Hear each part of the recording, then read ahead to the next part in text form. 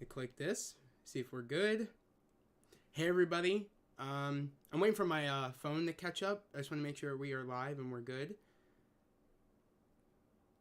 Let me click it again. Okay, we are good. See if we're good. All right, sick. We are. All right, guys. Hey, how's it going? I just want to say, hey everyone, welcome back to the Heroverse. And yeah, guys, today we are going to be reacting to, Black Panther Wakanda Forever. We're going to do a watch party for this. Let me know down in the chat if you're going to be watching it with me. Definitely, so it's all synced up when I watch it and when you watch it. If that's what you guys are planning on doing, or and if you guys aren't planning on watching it with me synced up, then I guess, welcome to the chat, because how we're going to do things here is, if you haven't been a part of my watch parties before, sadly enough and unfortunately enough, I will not be able to show the footage due to copyright claim, and my videos I could get a copyright strike, which I haven't gotten a strike yet on the channel. I'm avoiding getting any strikes. So pretty much here is that, Black Panther Wakanda Forever is February 1st, which of course is Black History Month, and I thought this would be a fun thing to do to kick off Black History Month, is to, watch Black Panther Wakanda Forever, since this is the first time we're able to actually watch it. Of course, the DVD, whether you're going to get a Blu-ray or get a regular or 4K, that all comes out February 7th, which I think, I most definitely, I think it is coming out February 7th, and most likely I'm actually going to be getting, get it when it actually comes out. If it is February 7th, I'm going to get it in 4K. So definitely let me know down in the chat if you are going to do a sync up watch with me. And if you are, I'll wait before I start, the movie. So definitely let me know if you're going to be doing that. I know right now, I can't tell as of right now how many people we got in the chat. I think we got like 2 people in the chat. I have the chat up right here, but it's not showing me how many people are in here right now. So, I think I might wait a minute before I actually start, watching the movie. I'm going to wait to see what you guys say, if you guys are gonna watch it synced up with me. As of right now, I have it up on the tab right now. It's just right here. Of course, I'm going to be doing the IMAX enhanced version. I think when you click it automatically, it goes to IMAX enhanced, but I have it up just to make sure it is that. And of course, I'll do a 3, 2, 1. I'll do like a 3, 2, 1 countdown like I usually do, and I'll click start, and we can watch it simultaneously. Of course, I have this cool backdrop right now for us watching Wakanda Forever, and I can't wait to talk about through I'll give like commentary, and I can't wait to talk about like what I think of like my initial thoughts of still what I think about the movie. I don't think my initial thoughts of the movie has changed, but definitely I'm excited to like give my opinion through us watching the movie, and also like talk about the movie once we're done. But yeah, I know we got 3 people in here. Definitely everybody get ready if you're syncing up with me. Make sure it's all pulled up on Disney Plus right now to make sure it's synced up. And yeah, and then let me know, you guys just say ready in the chat when you're all ready. As I said, it's just up right now. It's up on Disney Plus right now for me. I'm ready to play IMAX Enhanced, so just let me know when everybody's ready in the chat, when you're all ready to watch it on your end, and we'll all start it at the same time.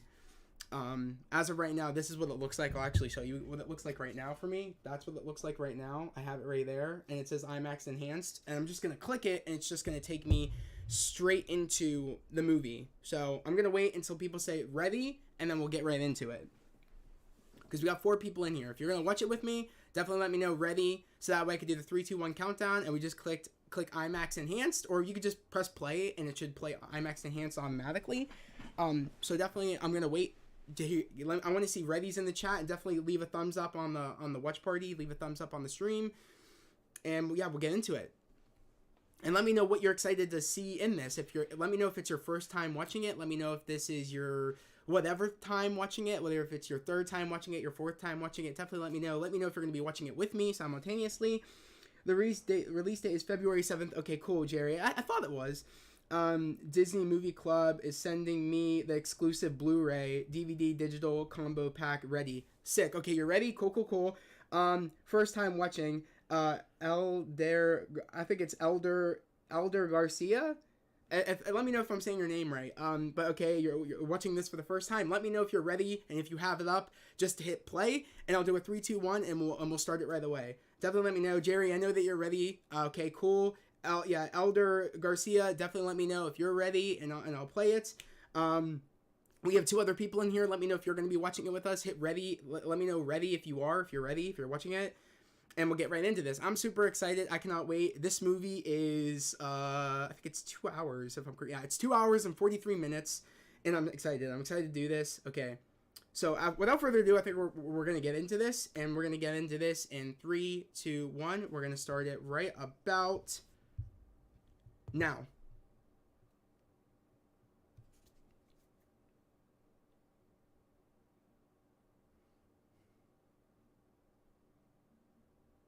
Okay.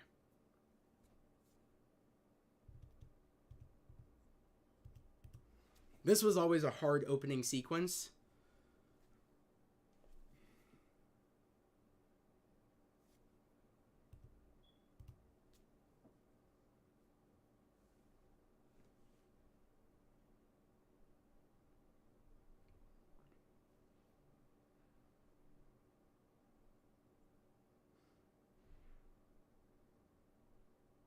I was shocked when they opened up with this sequence with Shuri trying to, you know, get this to work. Try to get the, you know, try to get the heart-shaped herb to work. Like she tried making a new substance. You know, this was always the hardest part, opening up the movie like this.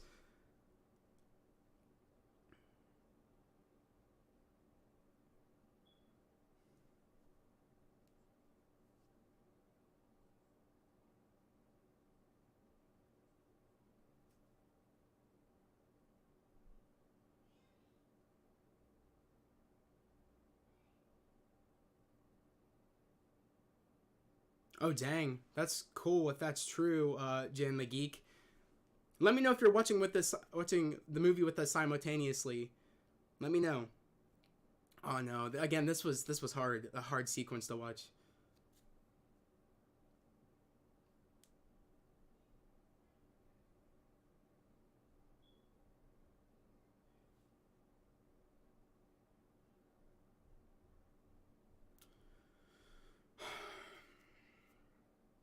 There was no other better way to do this scene though. People suggested that they should have made T'Challa die in battle, and I was like, no, that's not. It was the point of it was to humanize, make it human, make it feel like it's human and relate to people. So I'm happy that they went this route.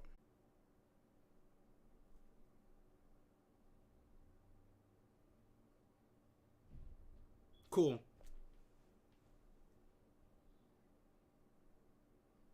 The first Black Panther. We release you.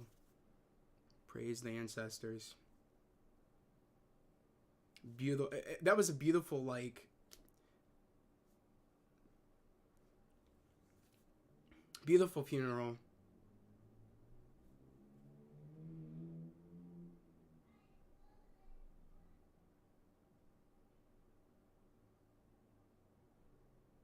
And I love this scenery right now where, like, you know, they celebrate death because death's not the end. And it's, you know, it's a stepping off point, like T'Challa said. And, you know, it's crazy while they're showing that, you know, celebrating the movement on.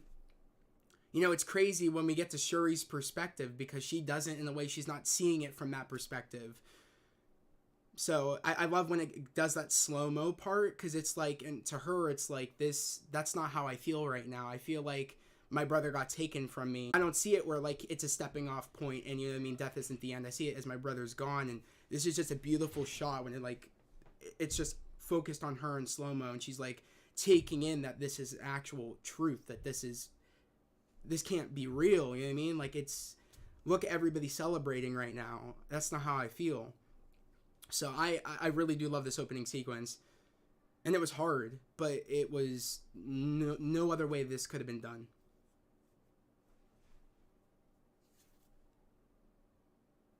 And I love it with the Wakandan ships flying over, making the X.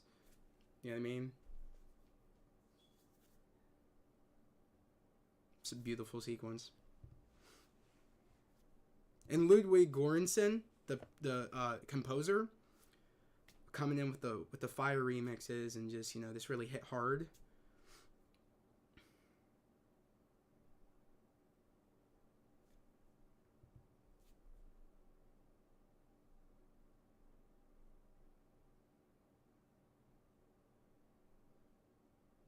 I felt so bad for Shuri. Because she feels like it's her fault.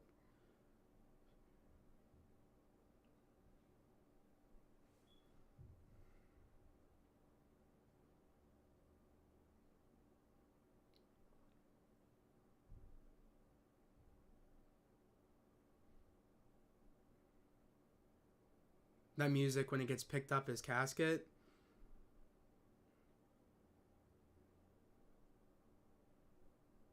And I love the symbolism. It's like, even though like the casket got laid up, symbolizing that it's not the end. Death isn't the end. And I love that. I love that.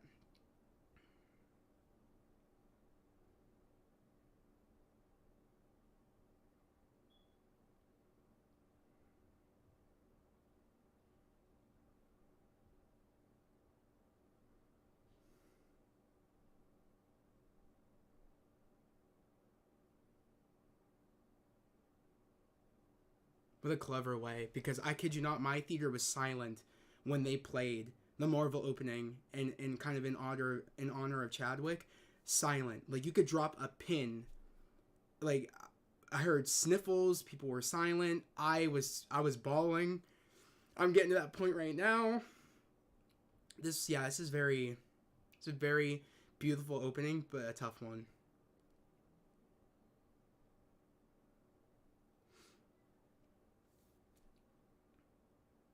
1 year later. United Nations.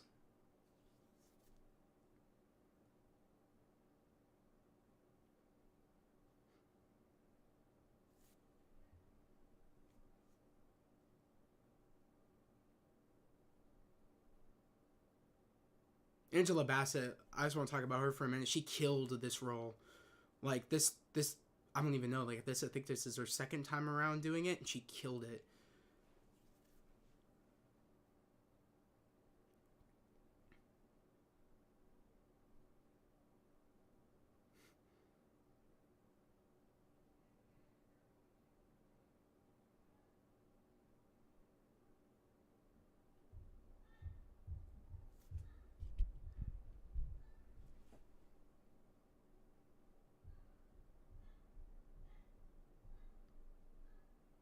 They had some nerve too.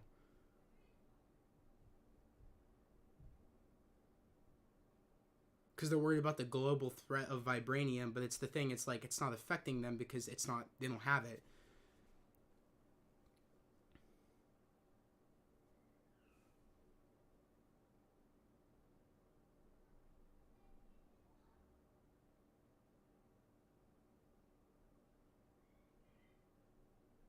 Yep.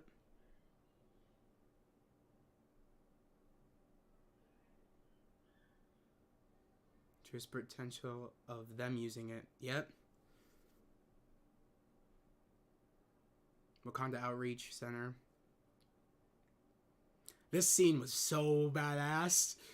Oh, bro. I remember just like saying the military messed up rolling up in here.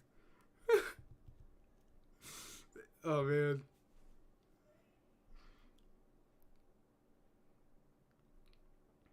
Don't go in there.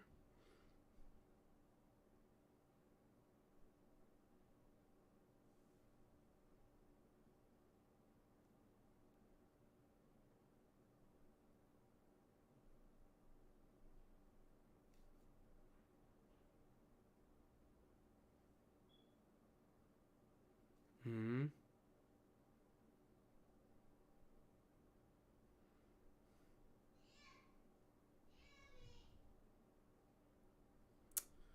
Oh.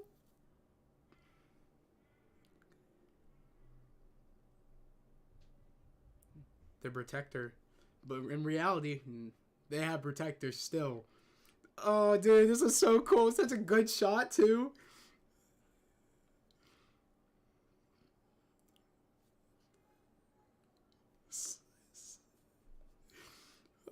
Yep. Such a cool sequence with the Dora Milaje.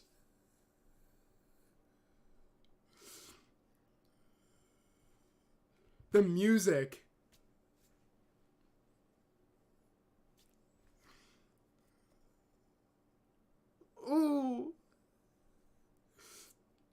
I loved Aneka. She was so badass.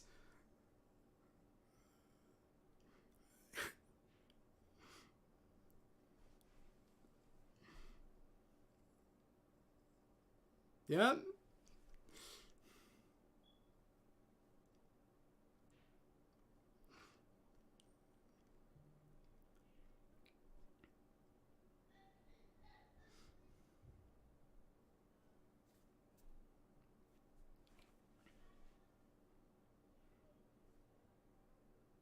I love this sequence.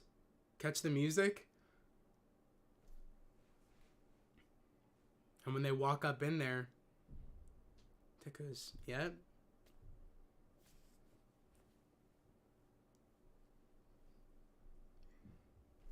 Fire music.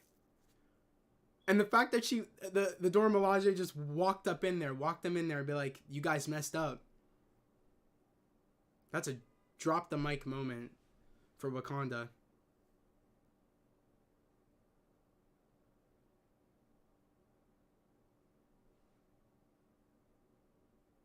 Yep. An act of war. Yeah, an act of aggression.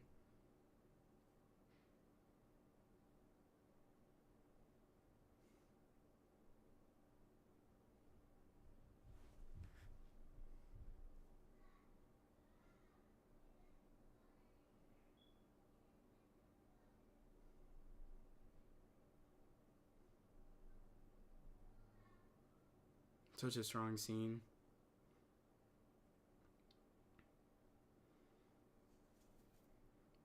What a great cutaway to the Atlantic Ocean. I was like, oh, this is where they're going to find it, though.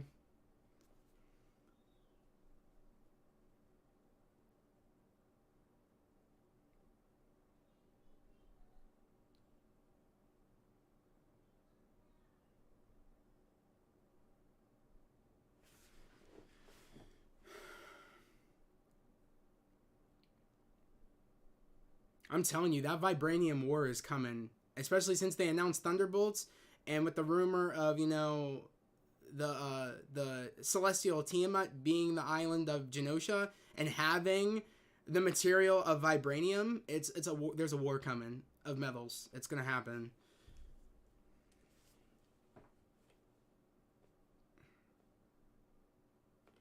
And there's gonna be a moment where it's the Wakandans, and there's gonna be the shit's gonna happen. Shit's about to go down.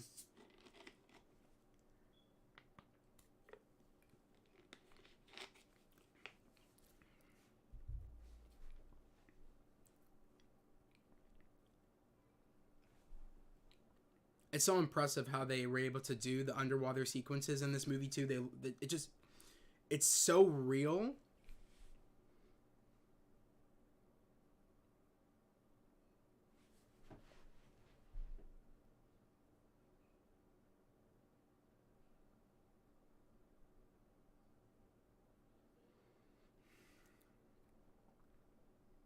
It does when it's vibranium. Yep.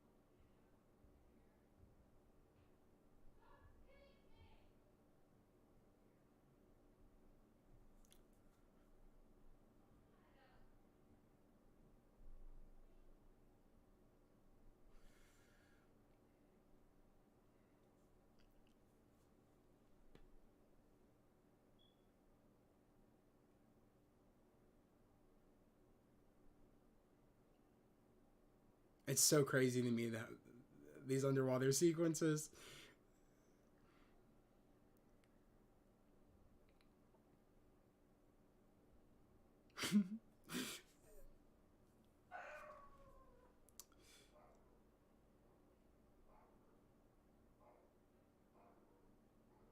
Yeah.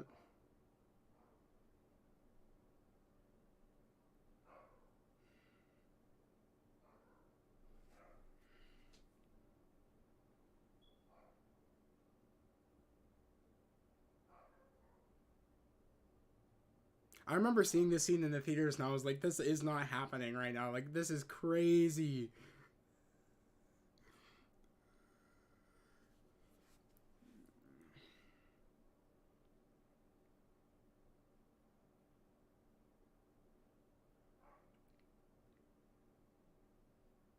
They're willingly going in as bait. It's crazy.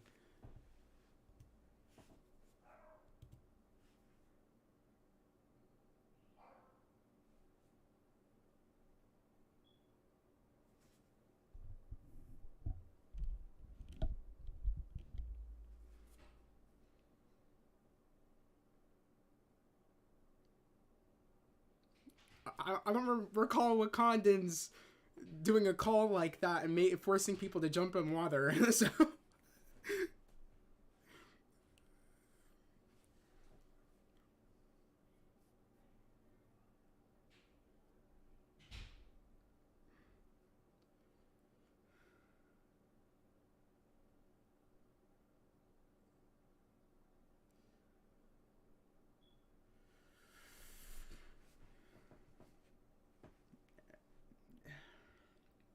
Atuma.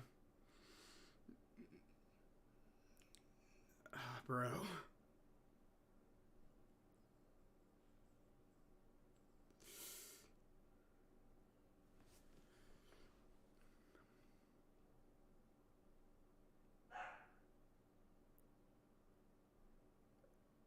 What a great way to showcase how they are as a unit.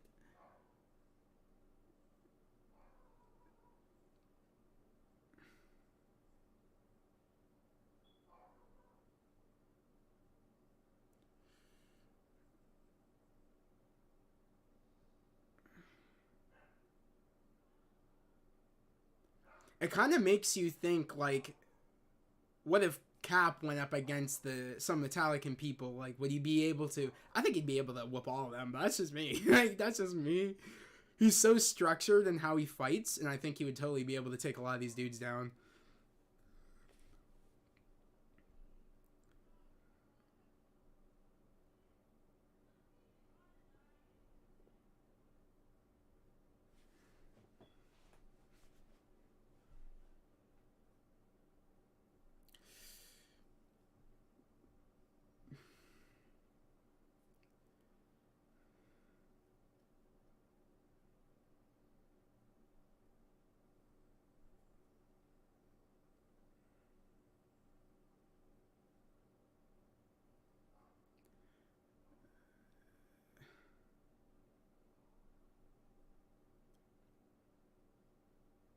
Great shot.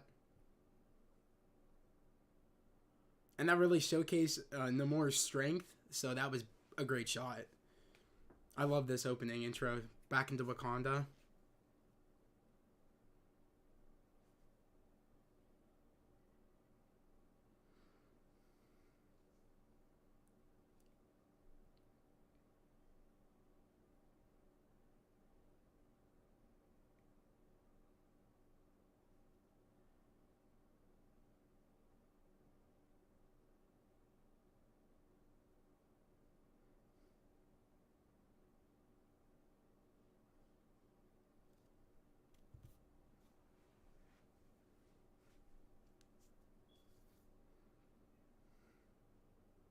Beautiful shot. With IMAX enhanced.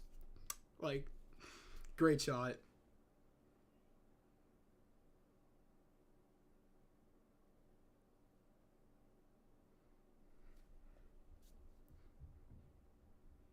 I gotta turn this up for this part. I love it.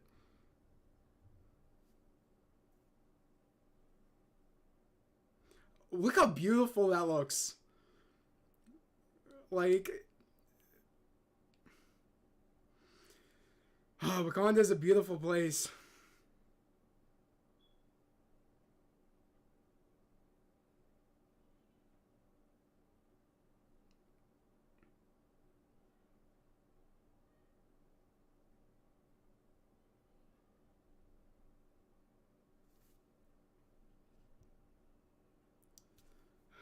Beautiful intro to Wakanda.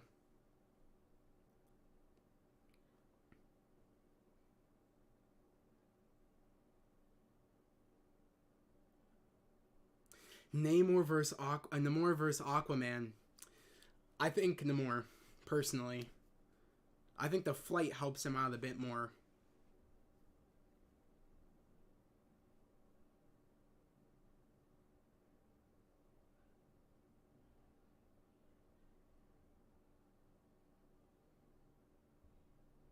And I love the talk about,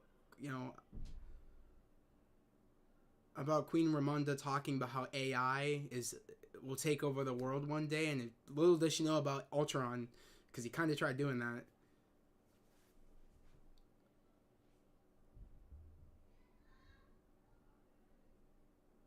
Notes. I love the new suits.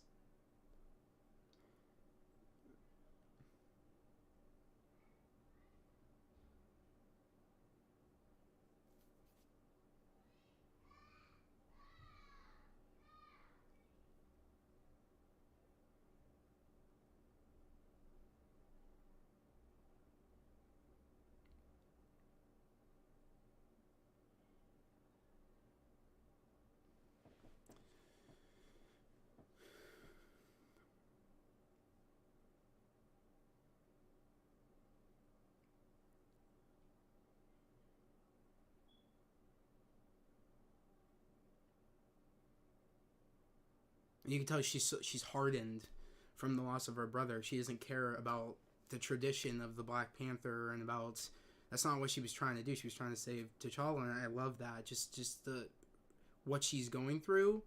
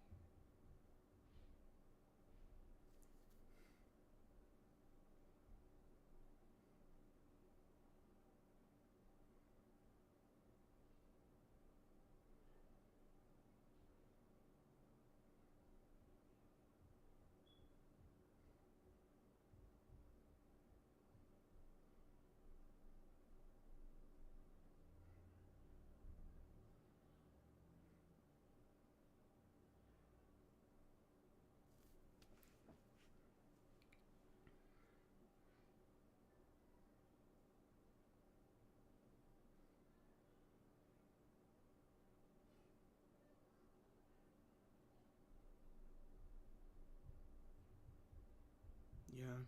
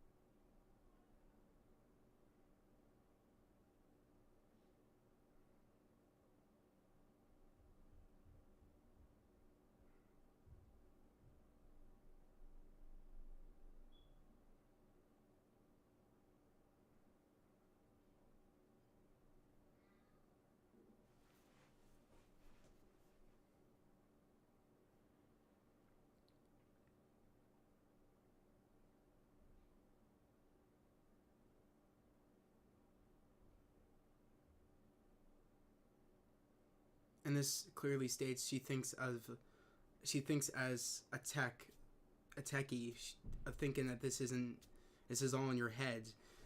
And I love this. Just of like denying the belief system of how Wakanda works and how like death isn't the end, and she just thinks of it as like, I believe in what I can do and how things actually work. She doesn't believe in this.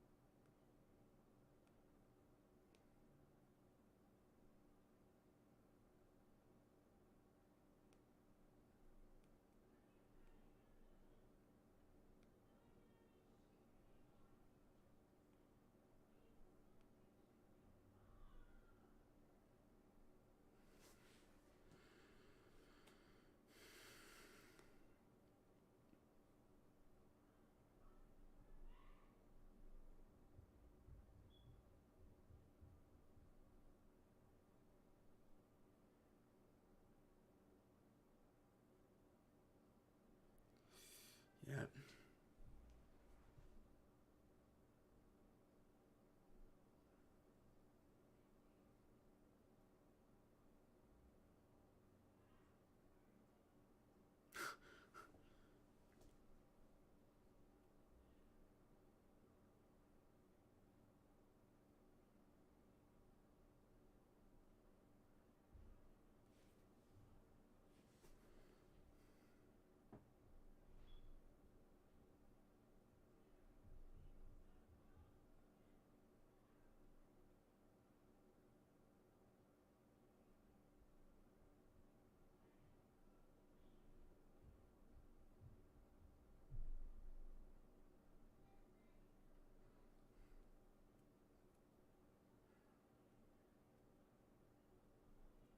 My enemies call me.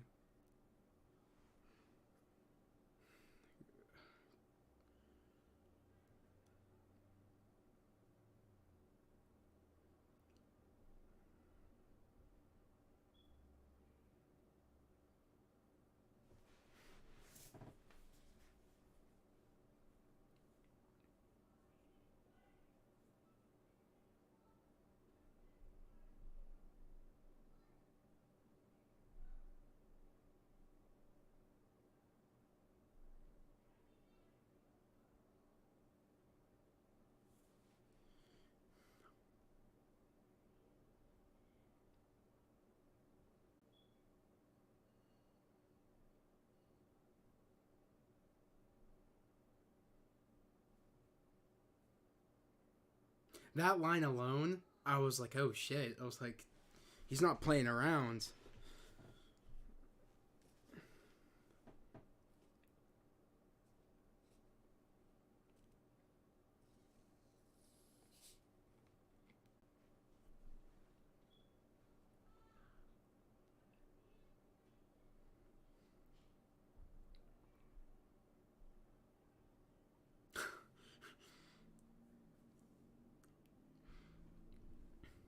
Even in the moments of who the hell was that and who the hell are they to make threats. I love when Shuri's like, what the, did you see the wings on his ankles? Yeah. It's an interesting dynamic too about how T'Challa's choice about telling everybody about vibranium compromised them because they weren't giving the government any vibranium.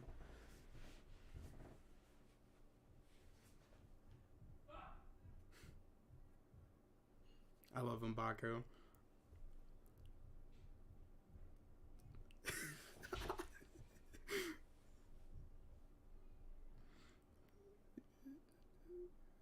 Ooh, ooh.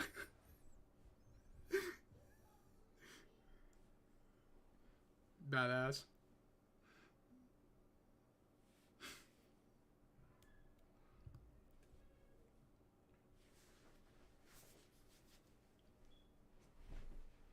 Nor would there be.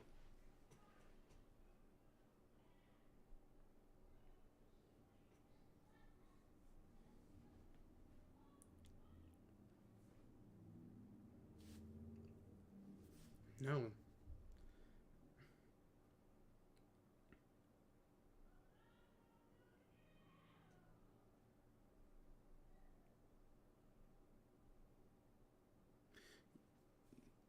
And Jabari's not wrong. Mbaku's not wrong about this. That's not a good idea.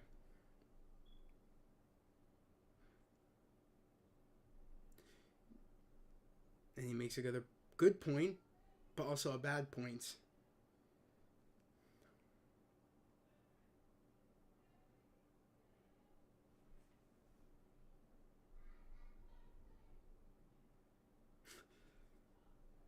It's a sick suit.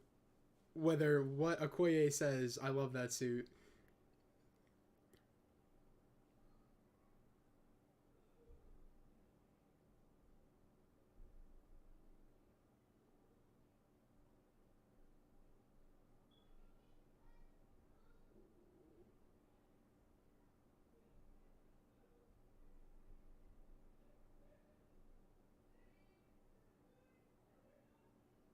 See, she's thinking from a scientist's perspective, a techie.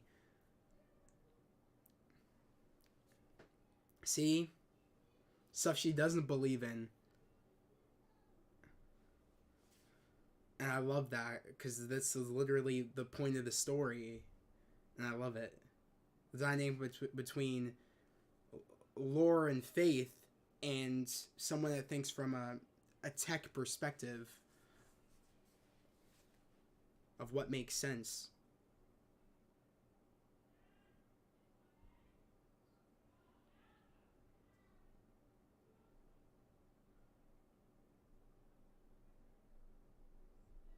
Yeah.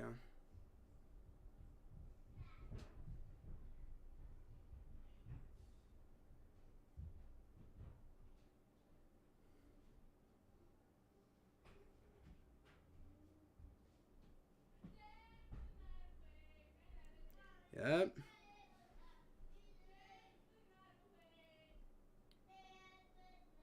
I'm so happy Everett Ross was in here.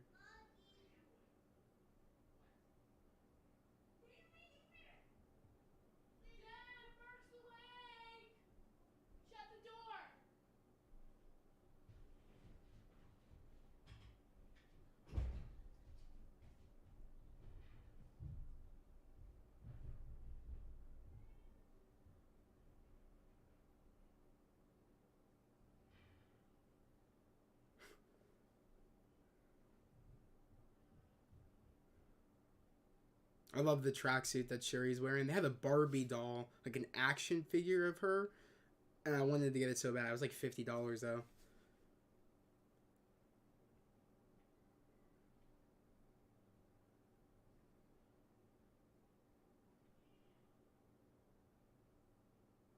The fact that he thinks it was them is crazy.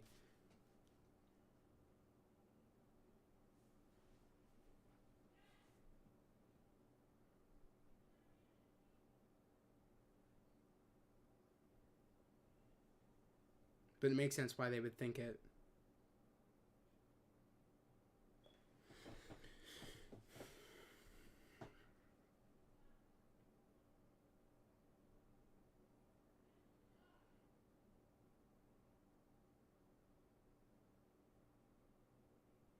She's not wrong.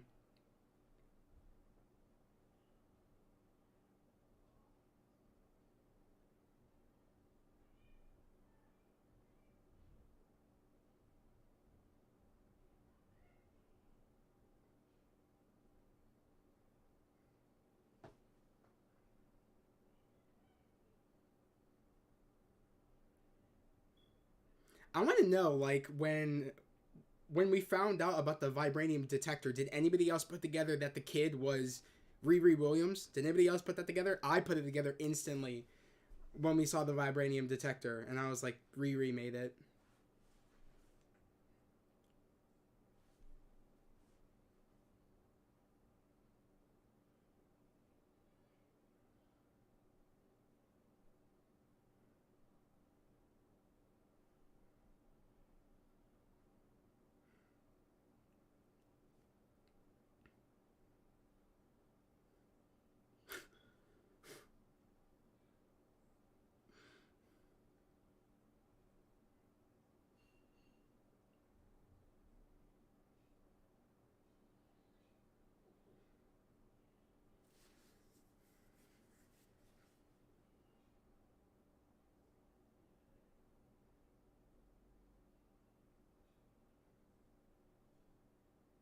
They're not very discreet.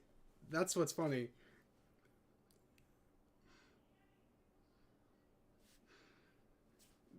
But in reality, it's like you guys are standing by a car with glasses on right now, and it's not discreet.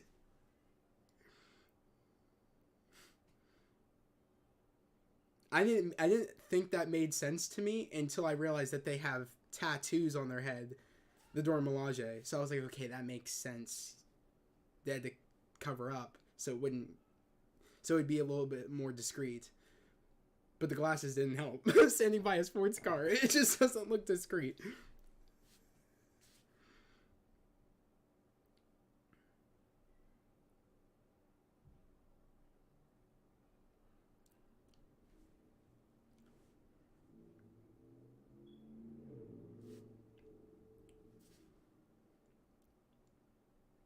Yep.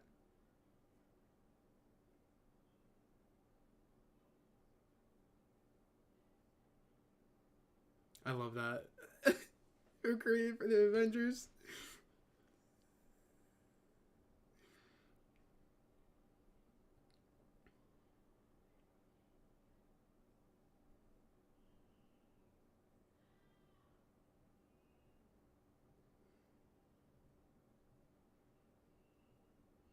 That's what's up.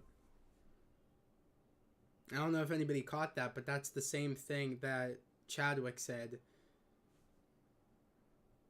when he gave it the graduation speech. I didn't know that until after. Hey, James.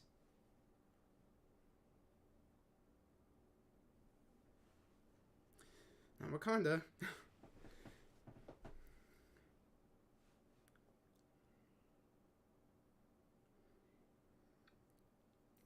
Forget about the equations. I would be scared. You'd be like, oh, not Wakanda? Okay, I should probably go with you.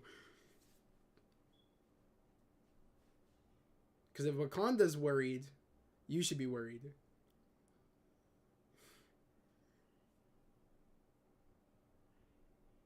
I'm doing great, James. How are you?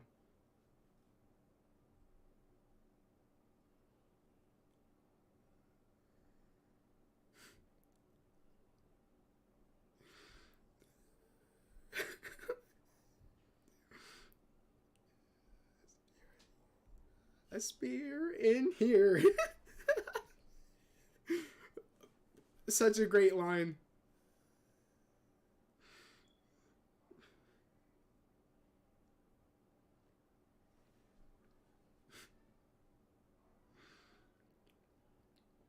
Or unconscious. Yeah. This is the best line.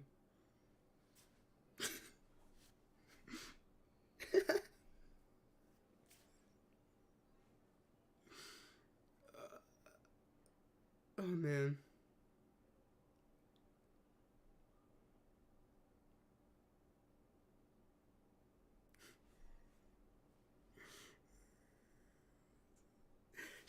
I'm telling you, she definitely stole the show. To automatically, right when we meet her in the dorm room, I was like, I love her already. I'm super excited for the Ironheart series.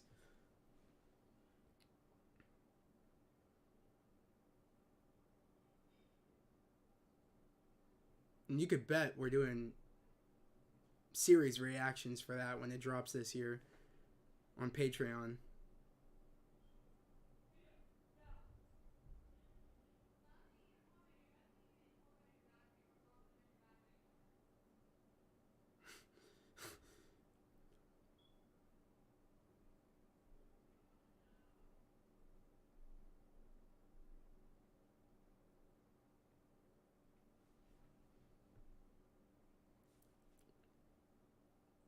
Yeah, it is.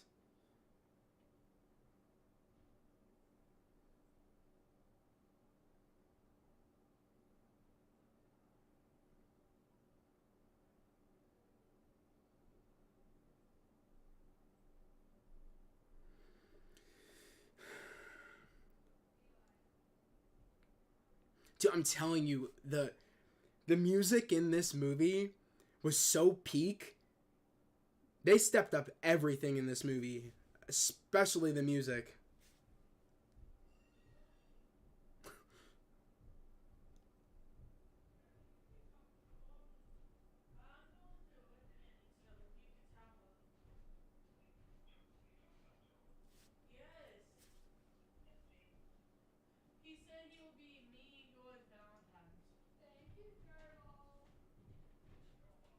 Yeah.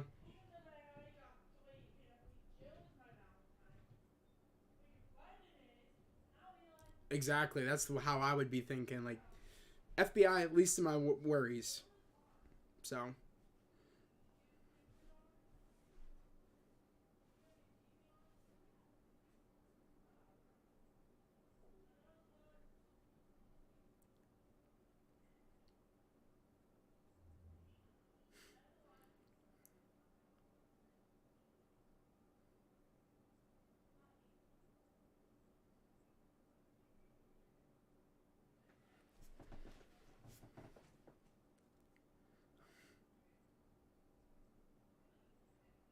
And I love that. Because there was a YouTube channel dedicated to Spider Man. So I kind of love that.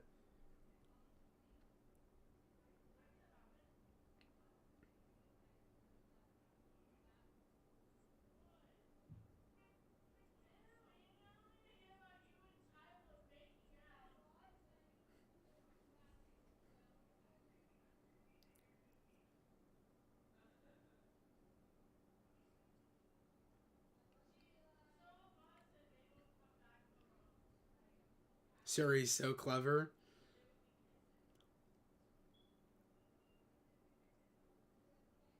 This is a good line, too.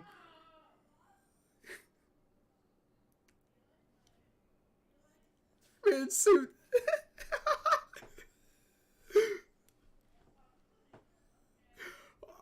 Such a sick sequence. Let's go.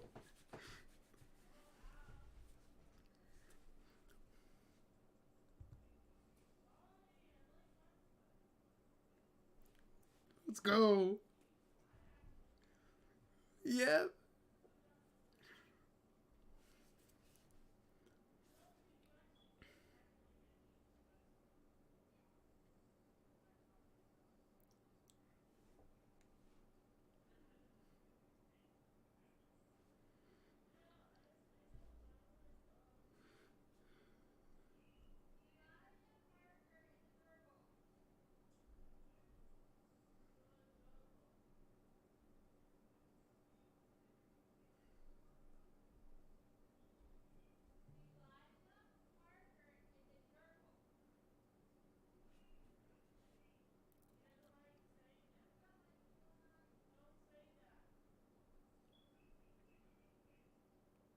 This is so sick what Okoye is about to do, too.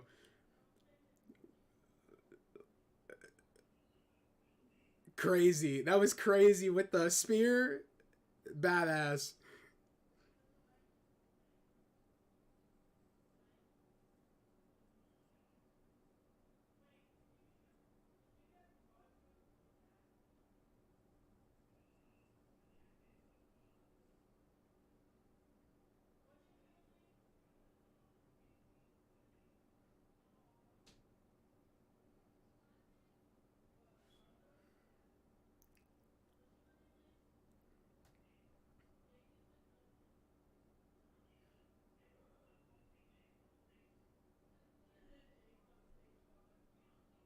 This was sick what she does.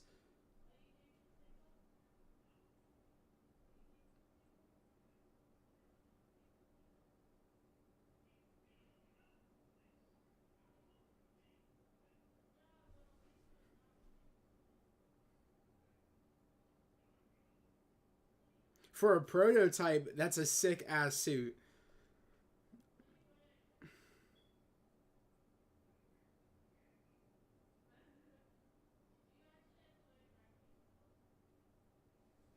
Yep.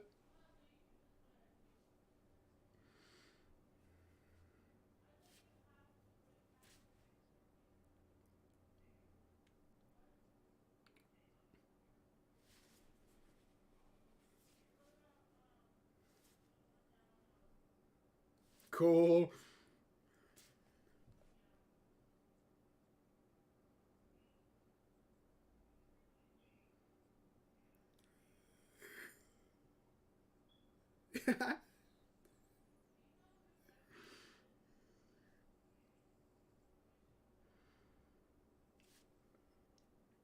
I couldn't believe that happened.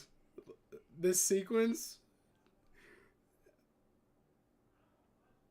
I was scared shitless for Shuri because I was like, she's not in the car. So what protection does she have about this happening? Thank God she has those Komoyo beads because I was like, she would have died right there. I was real worried about the Koye too. I was like, she's she alive in there?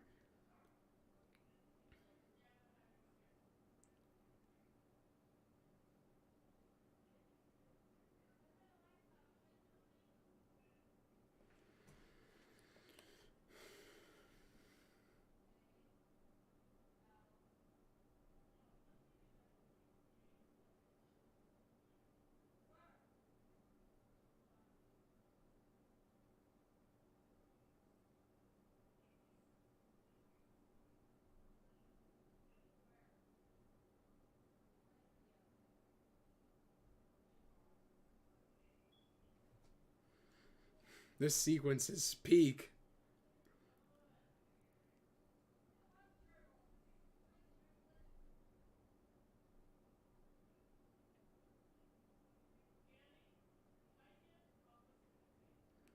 Ooh, let's go.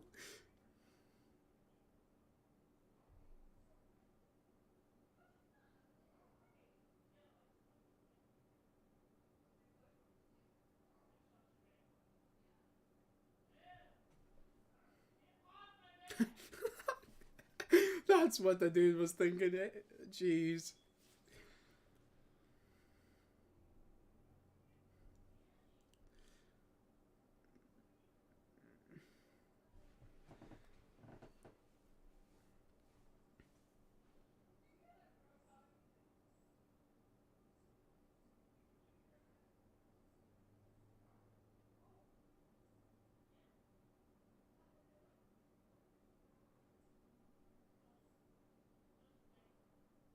What a great way to show off like Okoye's skills. I really do like because it's really impressive.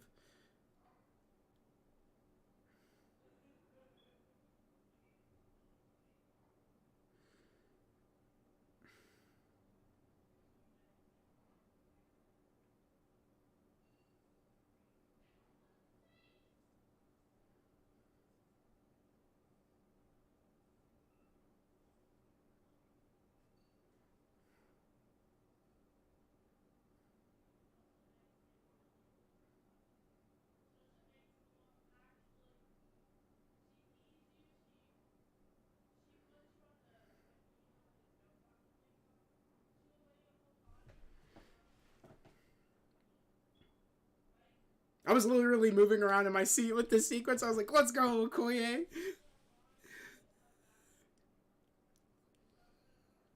She did not hold back. She's like, "Let's get it."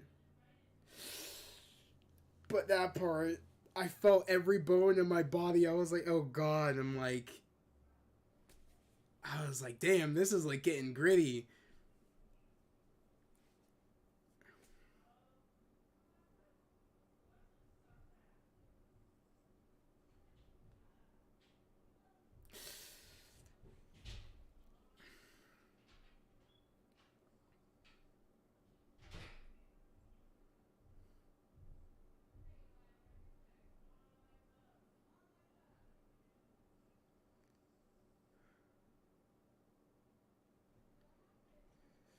Man,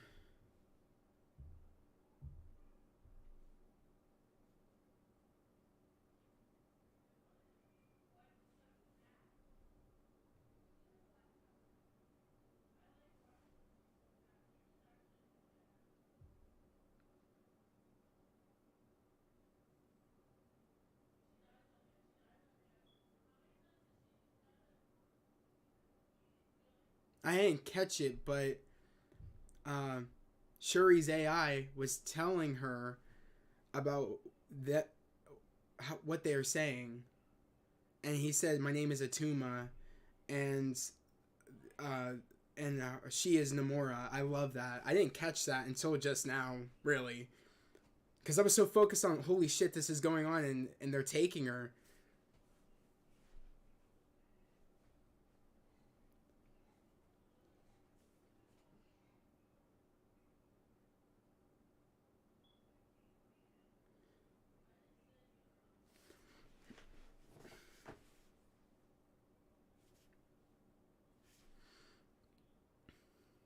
This was a surprise to me.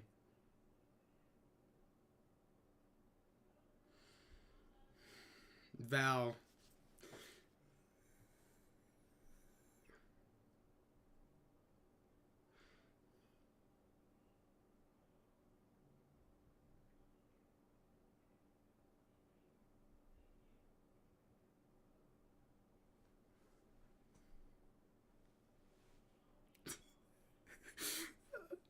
We all knew what she meant.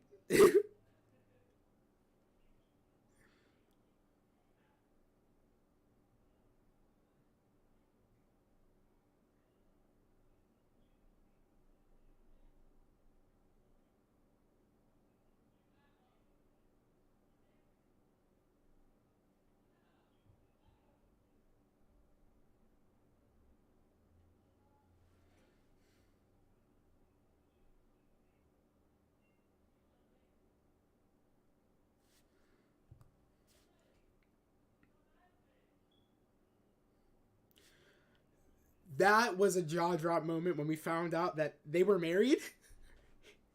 Ross and Valentina. That's crazy.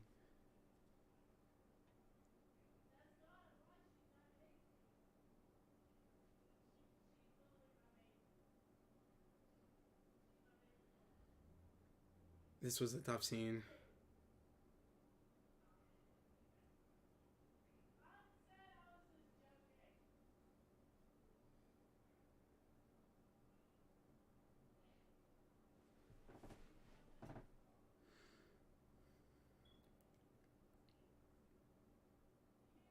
That was not fair. She did everything that she could, and the fact of it is, it's just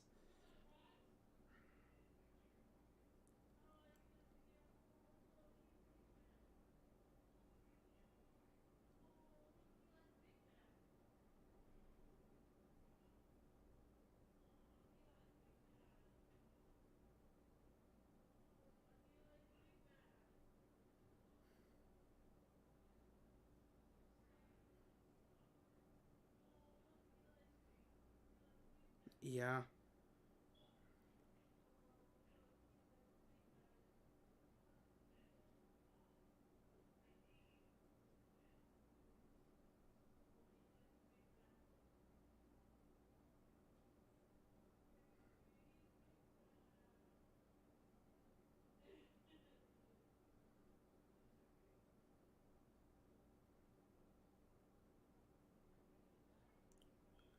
Strong performance, like I said, by Angela Bassett. That alone, jeez, like that's.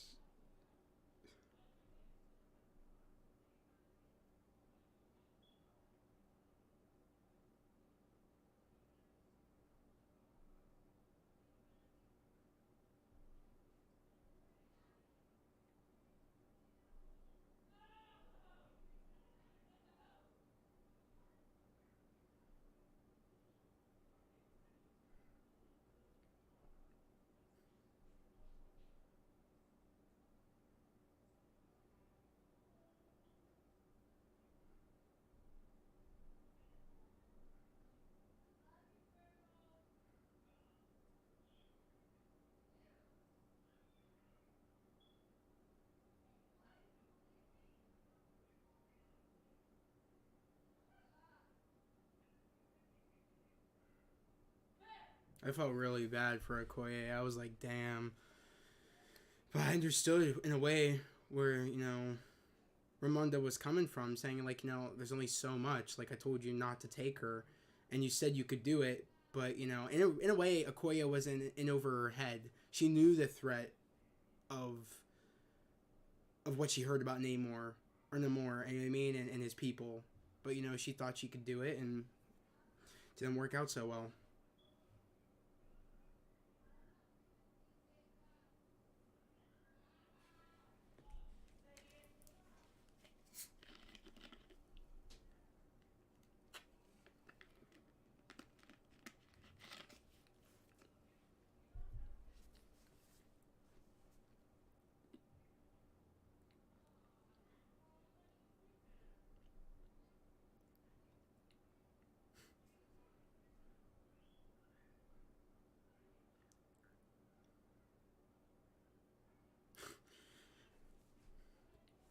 She's like, forget that.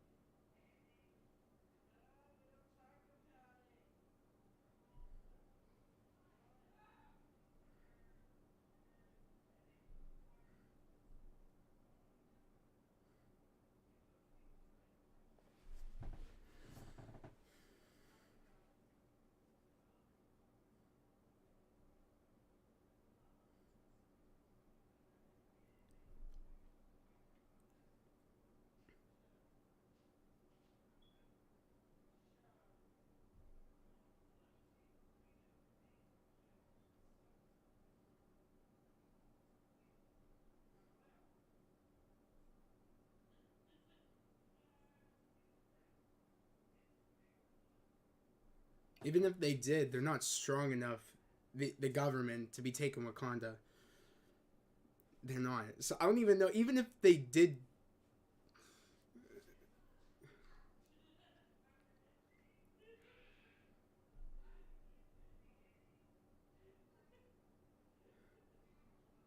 Yeah, even if the Wakandans did do the thing of killing everybody in the Atlantic looking for the vibranium, what could the government do? Nothing. Like, nothing. So in reality, it's like, what are they planning on doing? But a great way to, pivot to now seeing.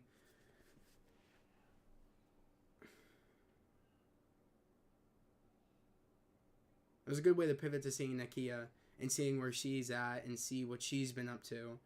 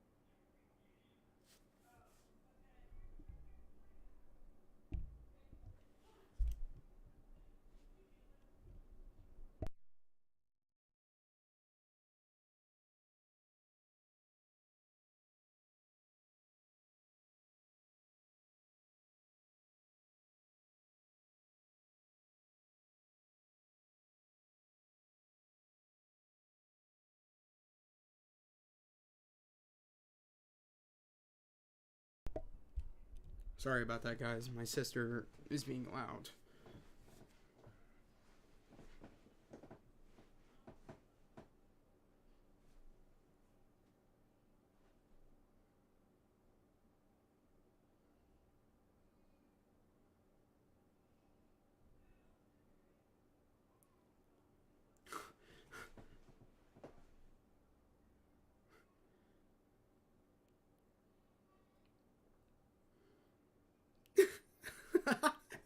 I love that line. Oh man, I just love Riri. She's the like very comic relief, and I just love her character.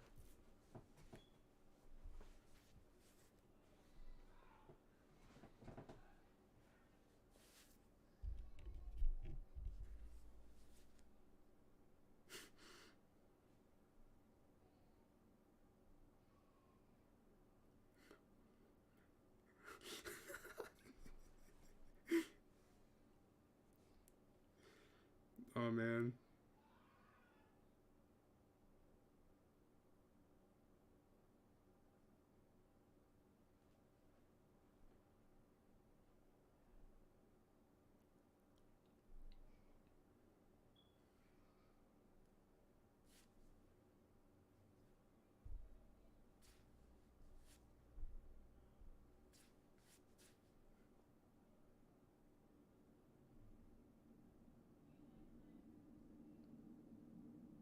She's like, should I eat the fruit or no?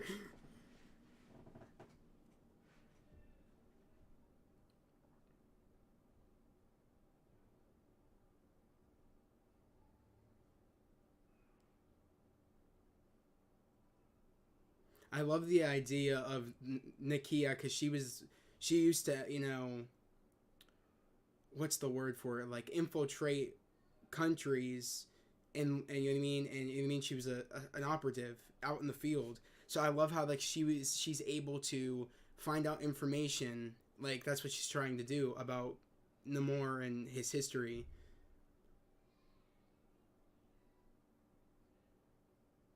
I've encountered him.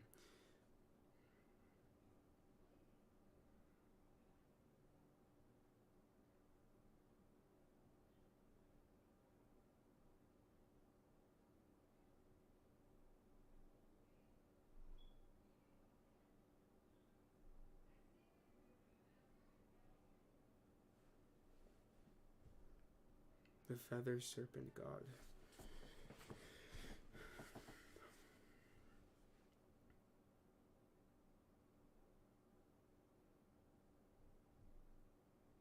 Been here much longer than you and I. That line alone, I was like, oh crap, like he's been around.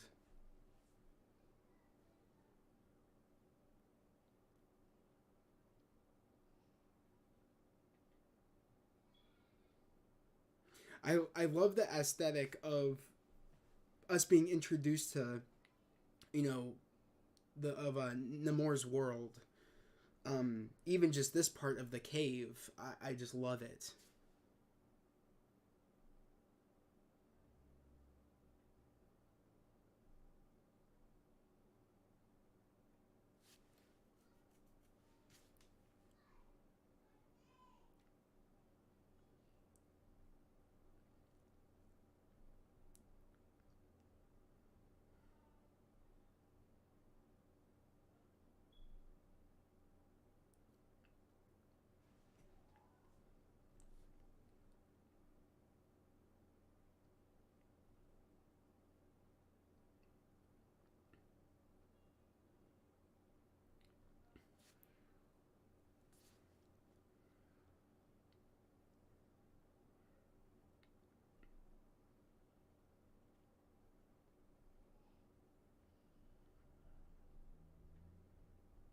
These shots are just beautiful. I'm telling you, like, and it's crazy because people say that they don't like this movie, and I'm like, how?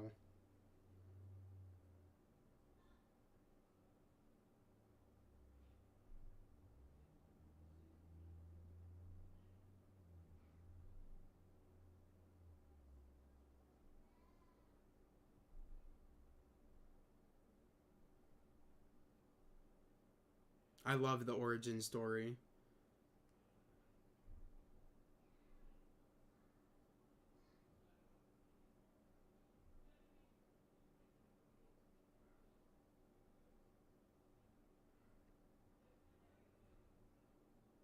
Which is vibranium.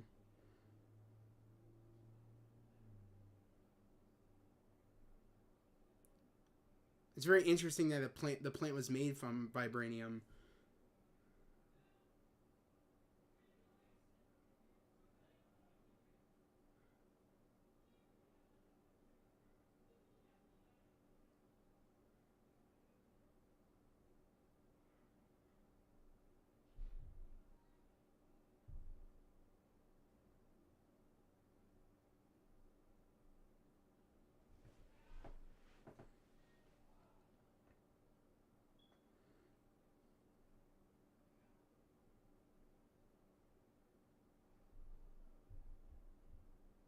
Jan the Geek, we're currently in the scene of the story of Namor and how Namor got his powers. We're at that scene right now.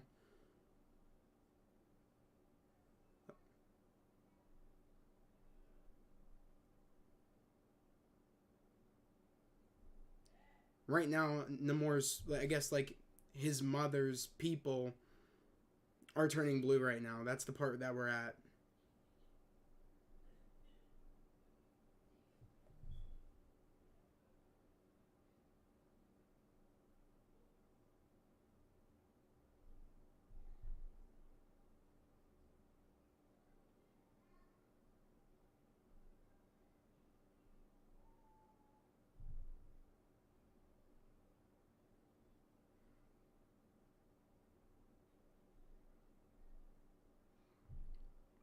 And I love the story of why he became king is because of the fact of he was the firstborn and the firstborn of the outcome of ingesting the plant and and that is why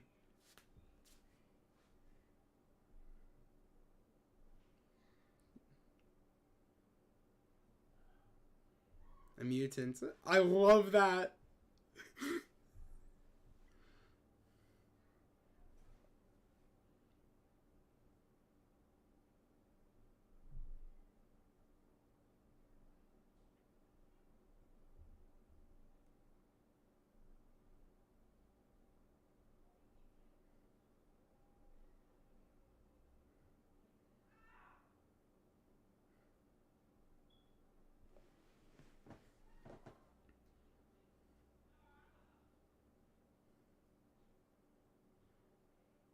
It's in the different perspective of his mom grew up in a place yet that had the disease, but she knew that place of like that's not all that the surface is that yeah that's that stuff, but she wanted to be buried where she was born before she had to move to the sea.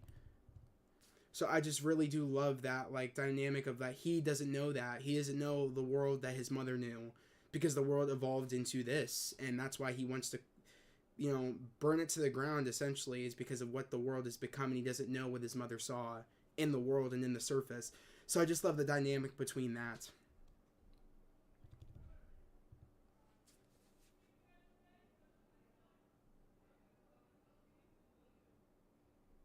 The child without love.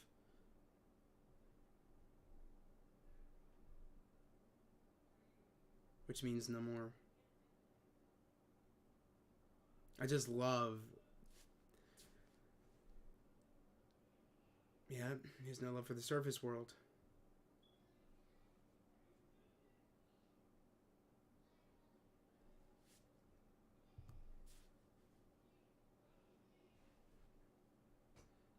And Shuri's offering, saying, let's just take her to Wakanda and you could stay hidden. There'll be no more vibranium tracker.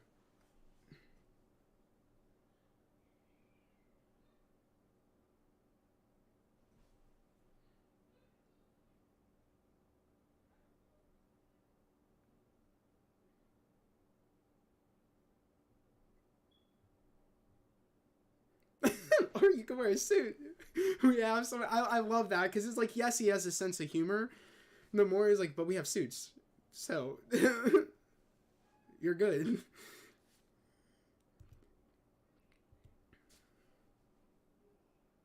But it's a very dark sense of humor, and I thought that was funny. But I love this the IMAX enhanced shots of diving into the ocean and seeing everything. I love that.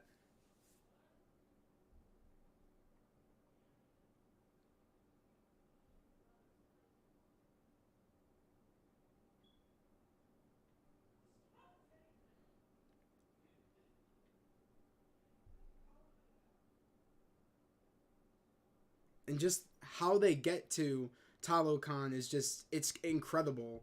Them being able to access, you know, what's the word like air pockets underwater, and use those to travel is crazy.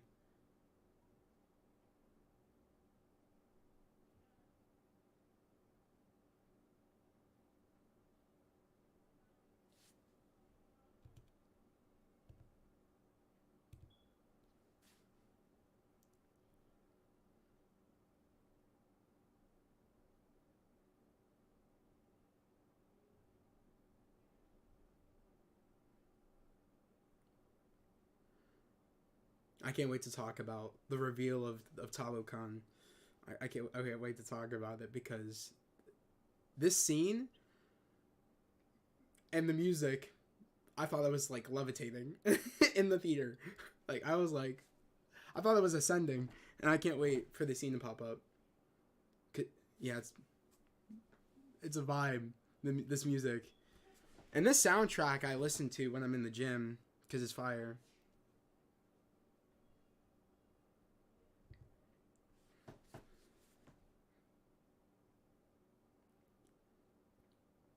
I was blown away. Just look. It's just so beautiful.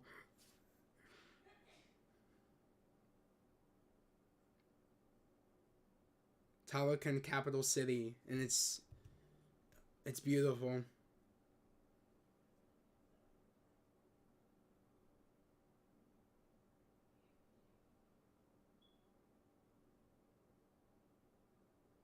Oh, you wished it was brighter. I think it was perfect for how you could see everything. If it was any brighter, it wouldn't give that effect of it's in the deep in the ocean. So I really do. I think it's perfect. The lighting, everything.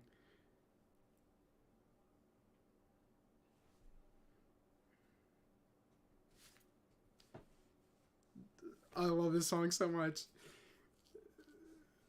The memes of this when you hear this song and how people felt in the theater, I was just like, this song captures their beautiful city so well, and you understand why he's so set on killing Riri is because if there's any chance that the government gets her again and makes another vibranium tracker, all of this beautiful like his beautiful home will get destroyed, his people will get hurt, and you see what he's fighting for, and just the vibranium sun that he builds, just beautiful.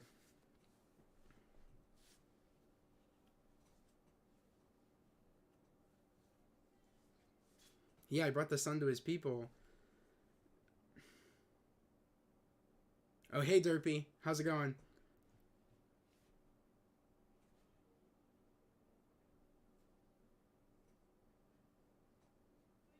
Just the shot of just seeing that vibranium sun. I'm telling you, you understand what he's fighting for. Yes, he's wrong because let's be real. If Riri stayed in Wakanda, there would be no issue. But he doesn't see it like that. He's not willing to take those chances, which is like you see from his side, but you don't agree with it. But you kind of agree with it. He's such a good villain where it's like almost anti-hero status of you understand what he's trying to do, even though it's wrong. Do you know what I mean? It's crazy. I just love that dynamic where you're kind of fighting with it. Like, do I agree with him? Like, I agree with what he why he want like what he wants to protect. He wants to protect his home and his people, but to the method that he's willing to go, it's like he's not willing to level with Shuri.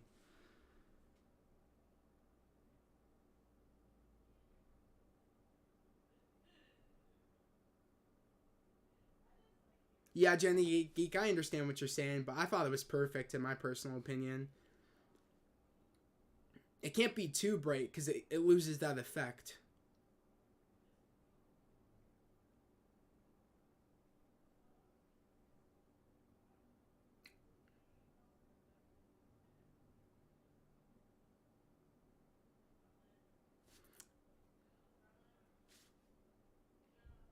And they had a good plan. Nakia and and Queen Ramonda, they had a great plan, but at the same time, it's like things were going very well. So I mean, it makes you wonder if Shuri would have just told you know her mom like, yo, I'm gonna go and I'm gonna try to level with Namor and settle things and try to get him to see that if we keep Riri, everything will be okay. But she didn't get the opportunity to do that, and yeah, it's like I understand that she wants to do everything she can to get her daughter back, but I would have trusted her to be like, I'm gonna let her try to do what she set out to do. It's just bad timing.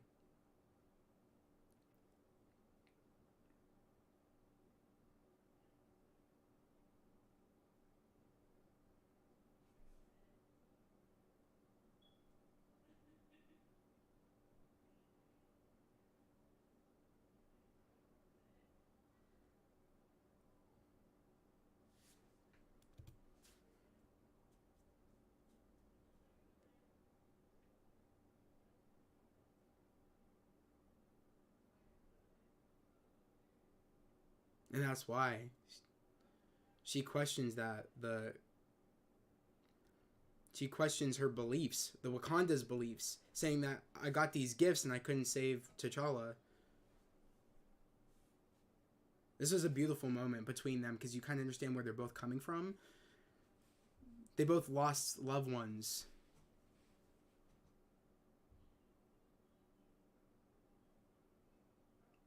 And I agree, Jan the Geek. I do think he was definitely most likely. I think he was the best villain in Phase 4. Besides Wenwu, I mean, they're kind of on the same level, in my personal opinion. Exactly. What Shuri said, we gotta find a peaceful way where Riri doesn't die.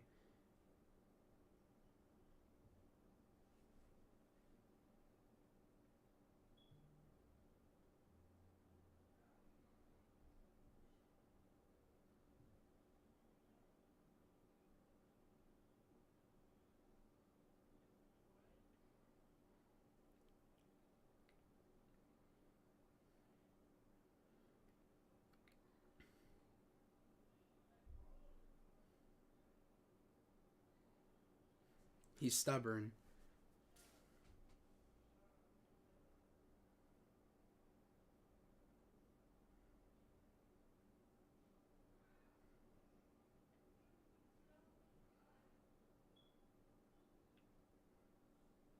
But what he doesn't understand is that Wakanda knows that if the government or any other place would take the chance to take out Wakanda for the vibranium, they would do it, but they would never wage war on people.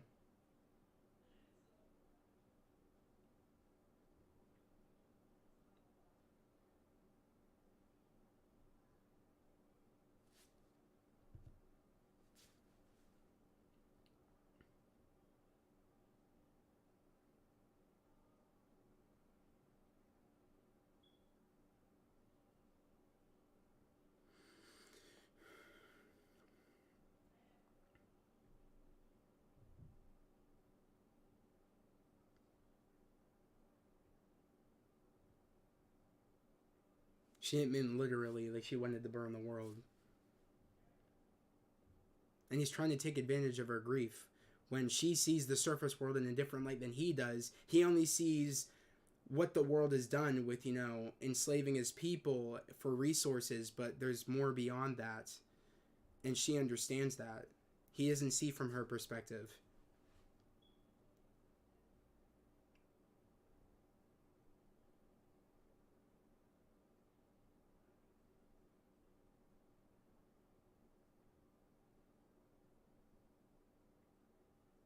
And the government wanting to wage war on Wakanda over a theory of thinking that they're the ones behind things, when they know they can't.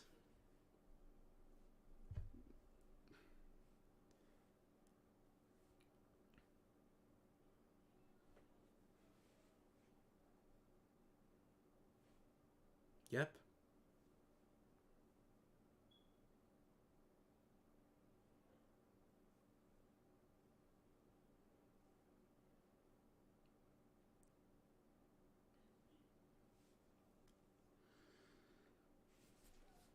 It definitely would. And also, they would never be able to do it. That's the thing. It's like, I would have said this if I was Ross. You couldn't attack Wakanda even if you wanted to. Like, they got vibranium, we don't. We lose automatically. So, I don't know. It just... And you know what I mean? It's crazy because Shuri gave Namor a good proposition saying, we'll keep Riri. There goes the problem. They're not going to find you. And if they try to, we'll help you. And he said, it's my way or the highway.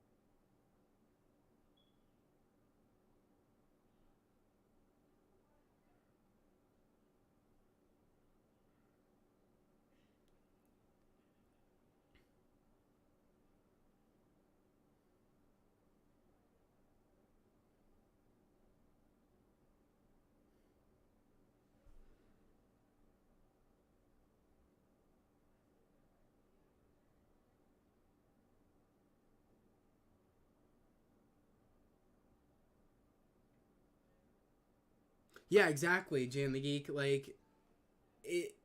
They have four like shields up. You couldn't enter even if you wanted to.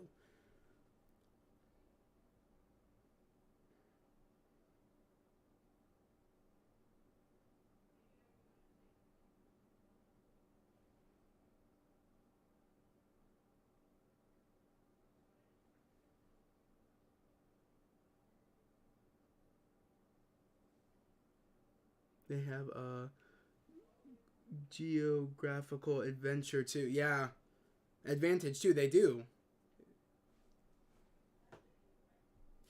I mean, their tech alone and their force fields. It's like you couldn't do it.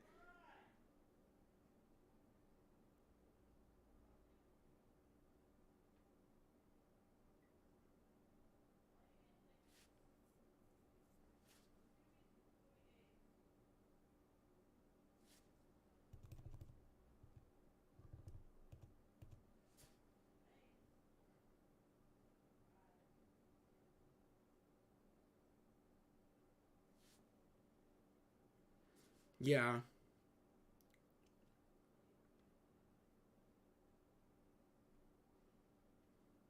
Again, it was just bad timing. If Shuri had the time to tell her mom like, "Yo, I'm going to try to solve this," this wouldn't have escalated to the point of them kind of raging more of their decision of trying to save Shuri. So I don't know. It makes you think that just timing was not right, communication wasn't right, and I mean Namor is so stubborn that it would have ended in war regardless because of Namor being so stubborn. When it's like they're trying to make sure Wakanda's trying to make sure that they could both be in peace without raging war over killing an innocent person that had no clue that the government was trying to do something. So, I don't know.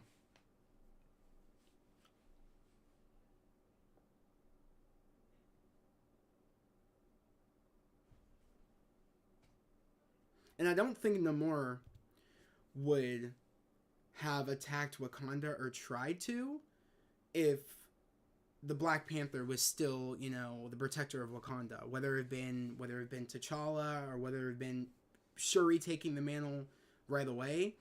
I think he would have been a little bit more hesitant.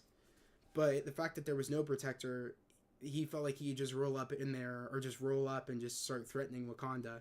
When it's like, I don't think he would have done that. I think he would have thought a little bit more if there was a Panther that was protecting Wakanda at the time.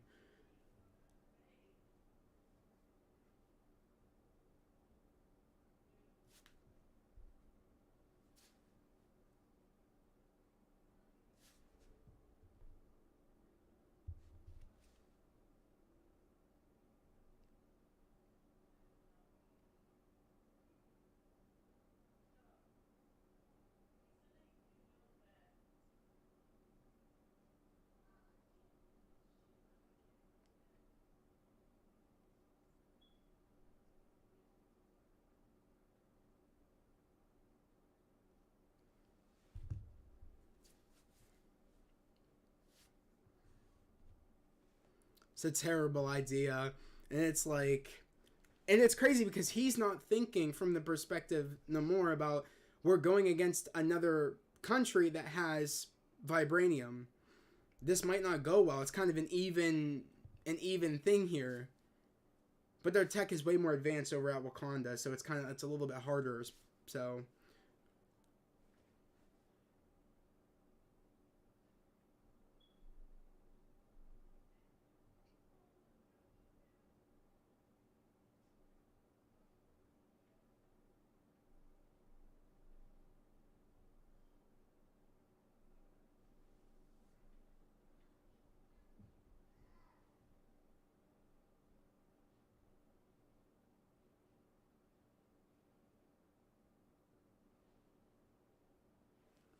eventually, once they had won, would him backstab Wakanda?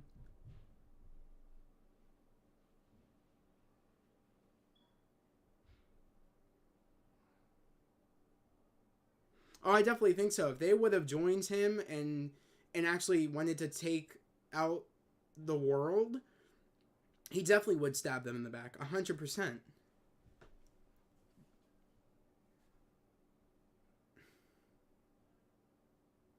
But he's just so fueled by anger and so fueled by, like, this is the only way to protect my people, and that's his big mistake.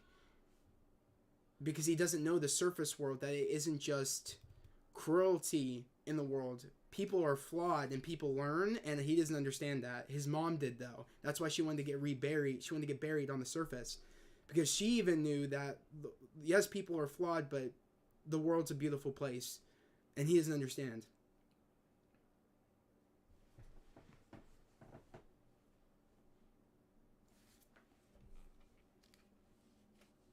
I knew right away, though. I'm not gonna say anything, but like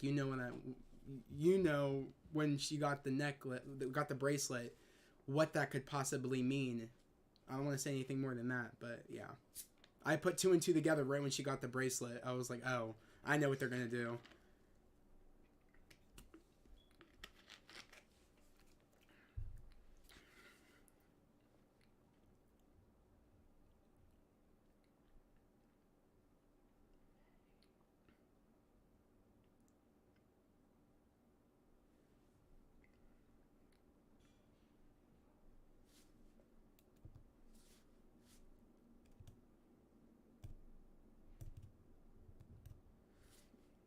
In reality, there's no going home.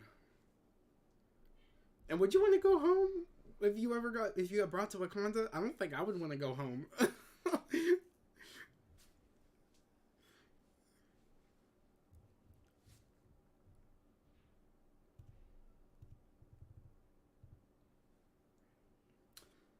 Nakia's just good like that.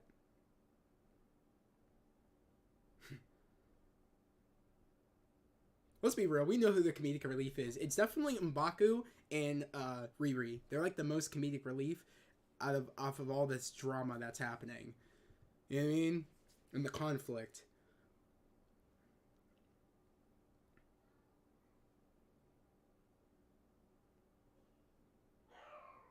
It's my dog, if you guys could hear that.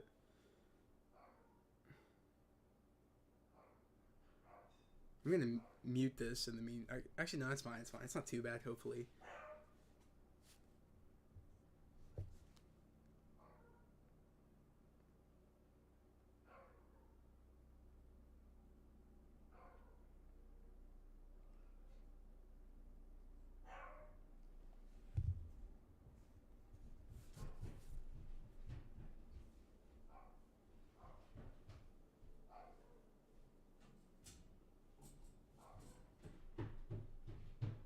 This scene was definitely needed to understand why Nakia was in Haiti, and why Shuri wasn't responding to Nakia.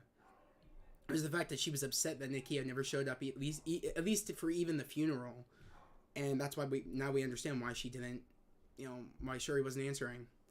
This scene, it's just so messed up for a person saying like, "Oh, I want to protect my people." He had the nerve to come up in here and try to drown the Wakandans.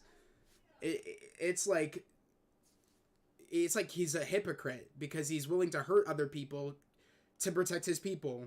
When they try to level with him, saying, "You don't have to hurt Riri, you don't have to hurt the world, you don't have to hurt us, you can be saved." You know what I mean? It's cut. True.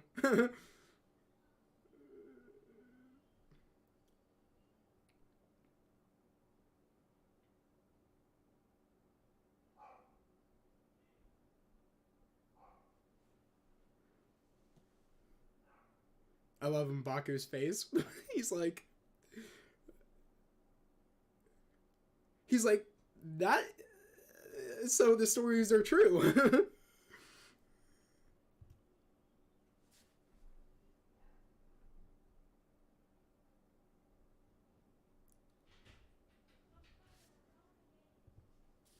Like,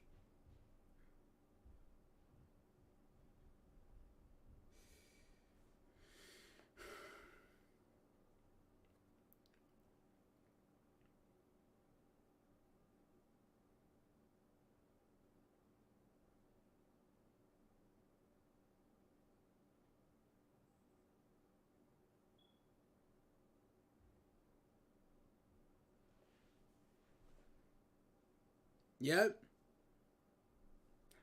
That's what they get for rolling up in here, thinking that they're not going to fight back, the Wakandans.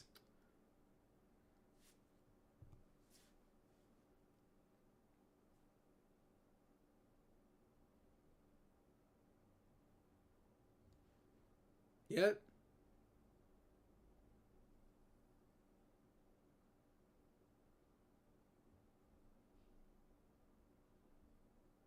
Now, this was an act of war, like what you're doing right now. Like rolling up in here, hurting people, when in all seriousness, it's like. And so much for a leader he was, because he let, um, you know, what's her name? Namora kind of force him to do this. Like, Namora kind of like said, what kind of a leader are you if you don't retaliate? And it's like he's letting some other people control him, and it's like, you're not much of a leader, dude.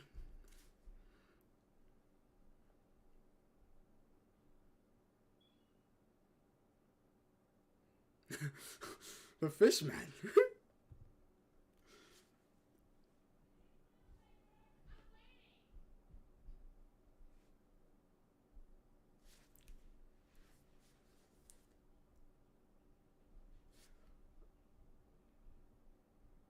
I don't know if anybody was thinking the way I was thinking during this sequence. I was like,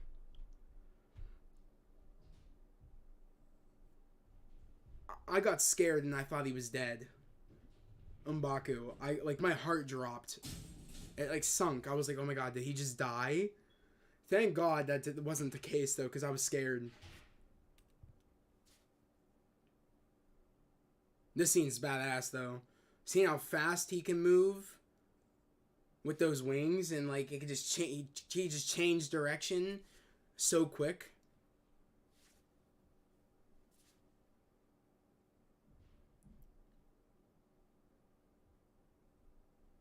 Like it's crazy the speed he's moving.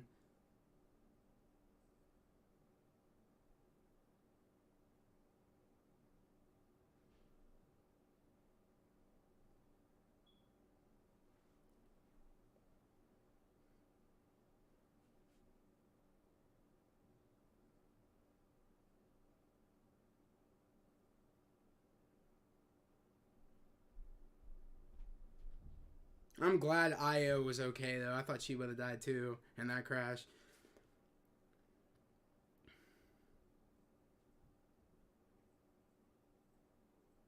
Bro's a wimp though. He went back in the water. He wimped out because he knew that she's not playing any games. Shuri.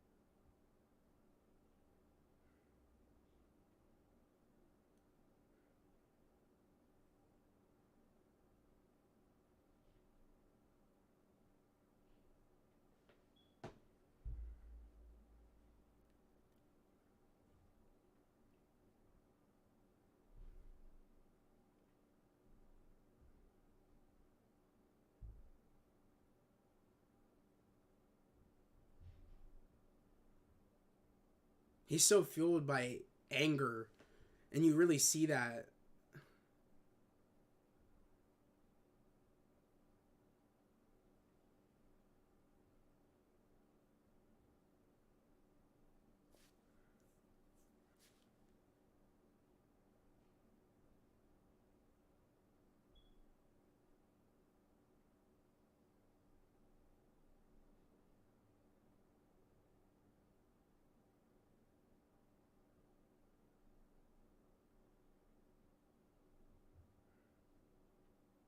See, this was cut. Like it's not even, like it's messed up.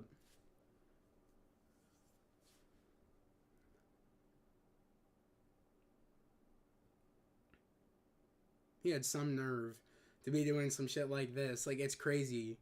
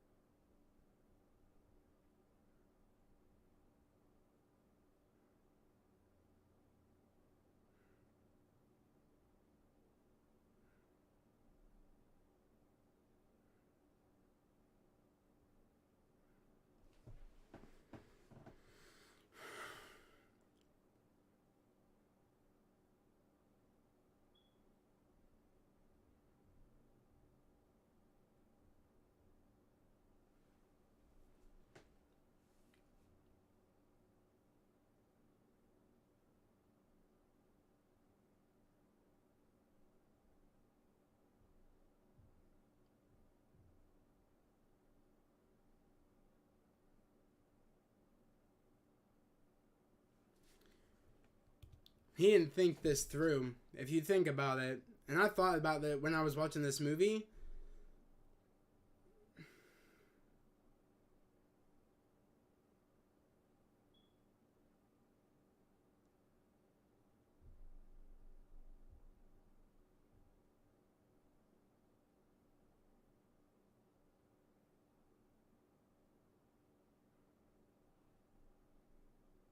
That was sad. Just, it's the fact that she said help me that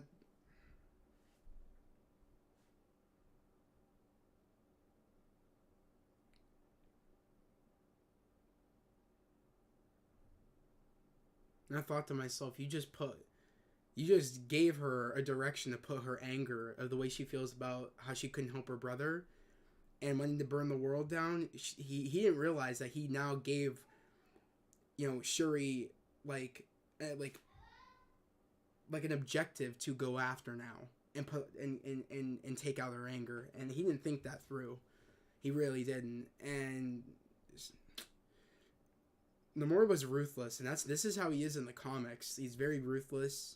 Some people would call him an anti-hero.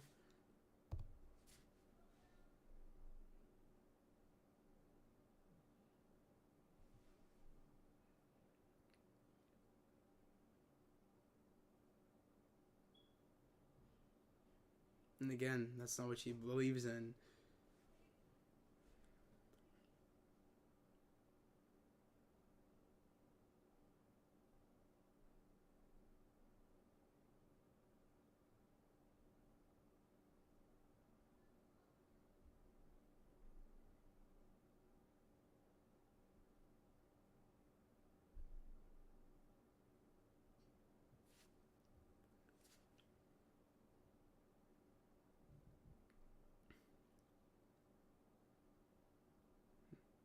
Let's go off that tradition, yeah.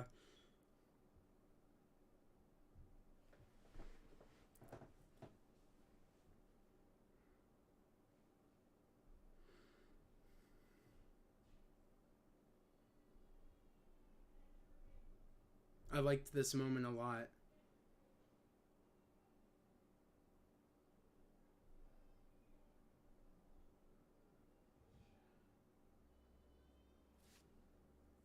Because it brought M'Baku and Shuri closer.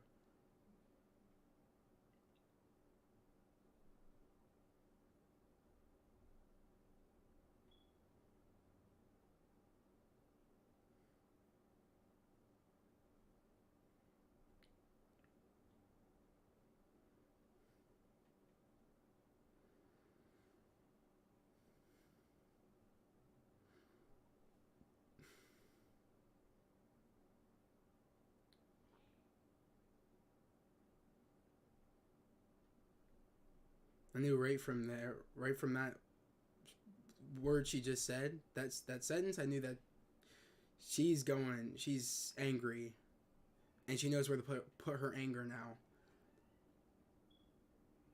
I love this sequence too. And the music in the sequence is good, or I guess it's coming up soon, but it's a damn good sequence.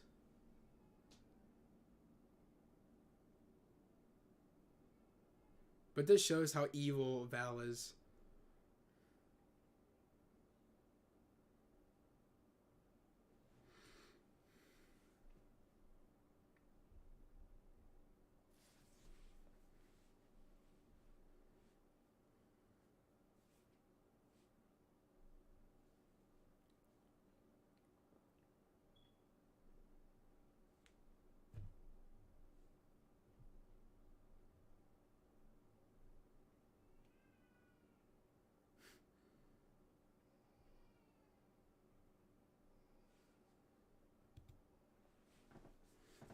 See?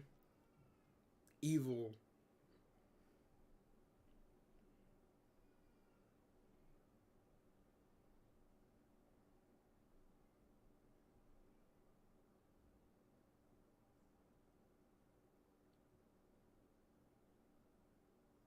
This line.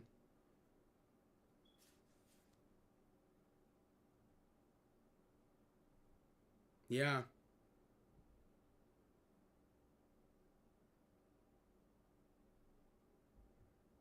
If the rumors are true about Thunderbolts,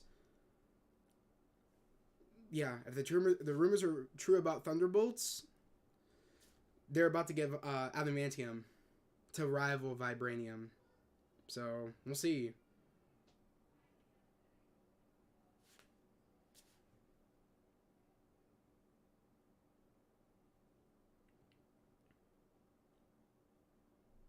And for a lot of people, then I think now this is the scene that they put two and two together about the bracelet. I feel like at this sequence of the threads from the bracelet being from the plant that was made from vibranium. This scene right here with the music, I love this song.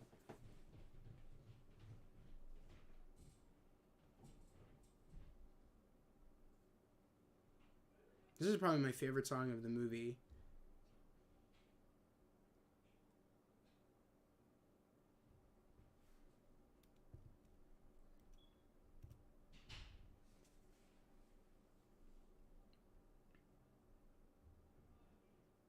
Right when she was gifted the bracelet and he told the origins of the bracelet, I put two and two together instantly.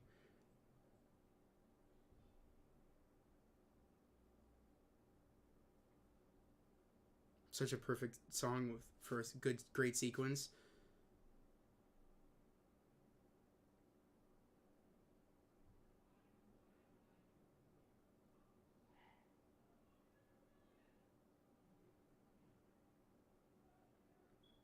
I probably listened to this song so many times, like I can't even count. It's just so good.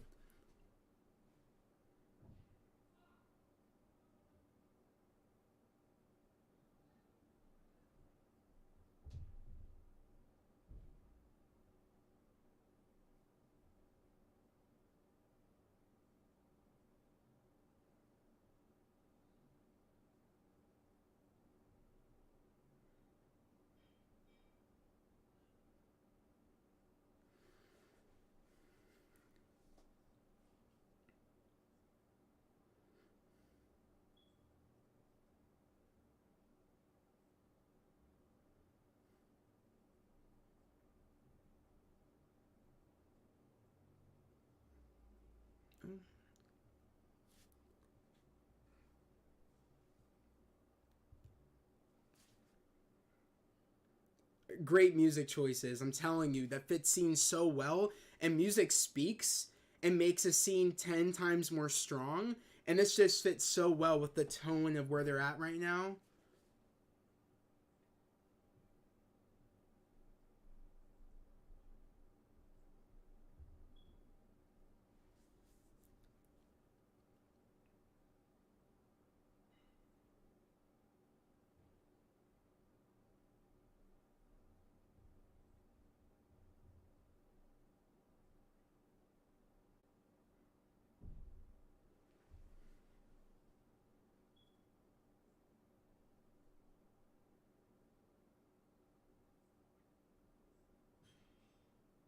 And you understand now why Riri was so protective over the car.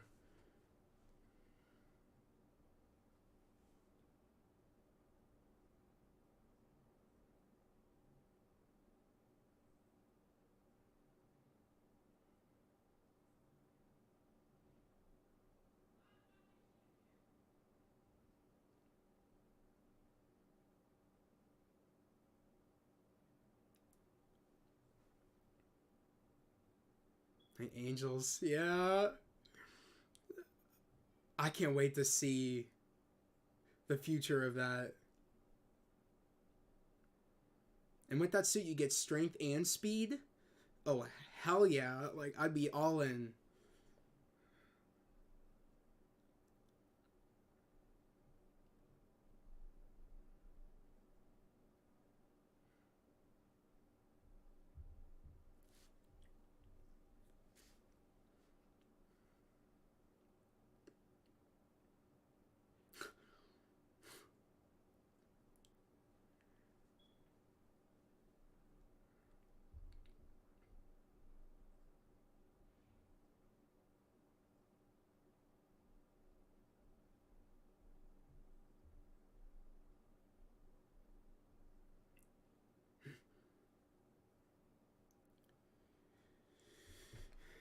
And there's the Ironheart suit. Such a cool design. I'm very truthful of the comics, but this moment where like the song peaks at the right moment as she does it. She does it.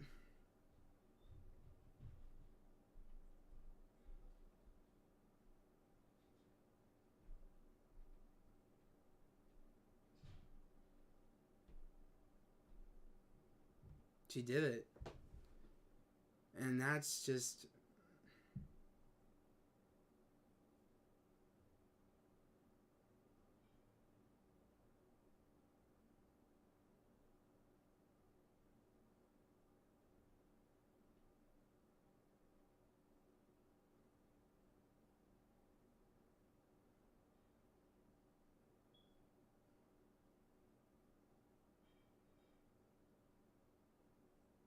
achievement. Yeah, it's like she re-gifted what like Wakanda's, like protector by just her brain and how she was able to put things together. That's very impressive that she was able to do that. Something that was gifted to Wakanda, she kind of recreated through science. Now, if the government could get their hands on that, that's a problem because that's in replacement of kind of like a super soldier serum. And something that you can make, like the super soldier serum.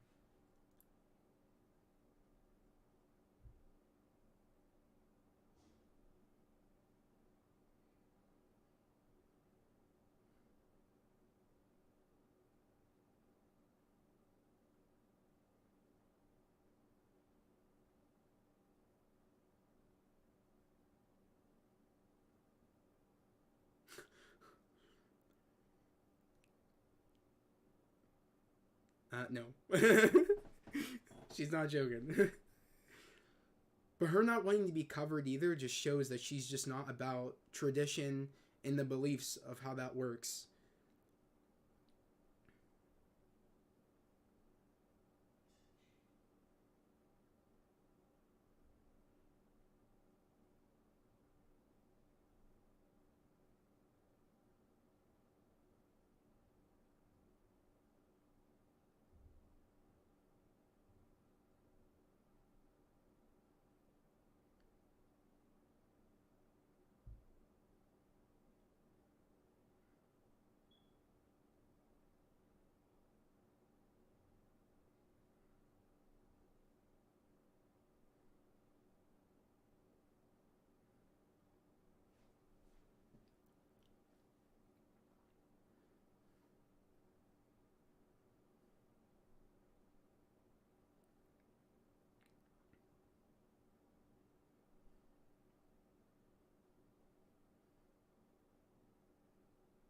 That's a cool effect too, from like giving that dry effect as you go up through the water. I don't know how they did that. I still don't know how they did that. That's very impressive. From one moment you're wet, deep in water, and then you come out and you're just completely dry. I don't know how they did that. I still don't. And it's impressive.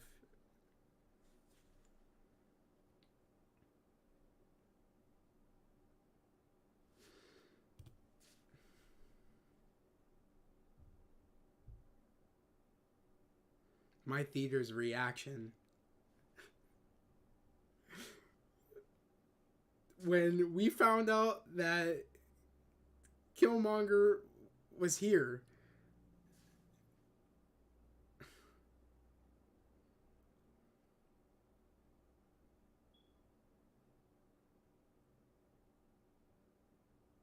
But she would, though. She would choose Killmonger.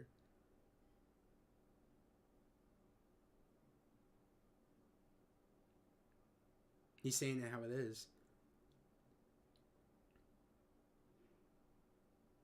She wants revenge. And the person that would validate that is Killmonger. That's why she requested Killmonger to get the blessing of, you know what I mean? I can go do this. I can get revenge. Because that's something that her mother would never do. Is take revenge.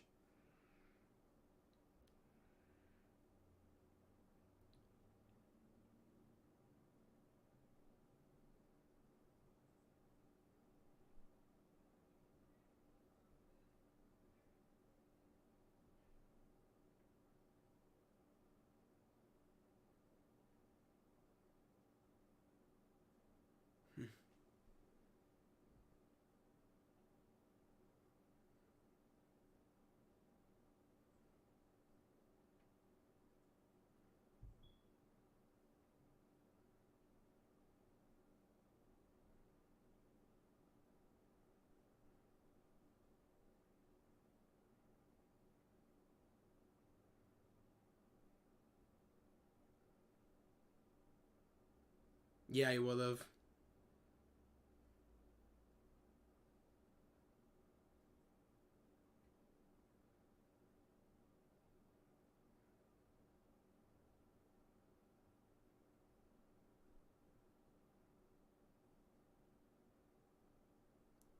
In front of the one person that will give you the validation to go get revenge.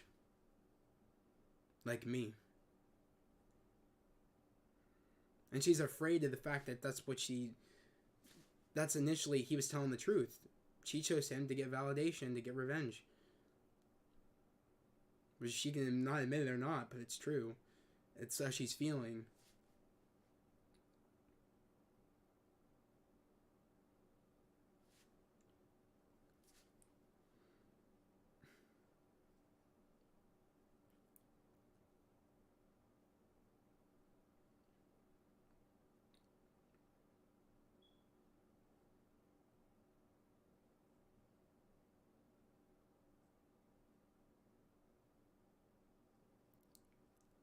It worked. She yeeted that thing across the room.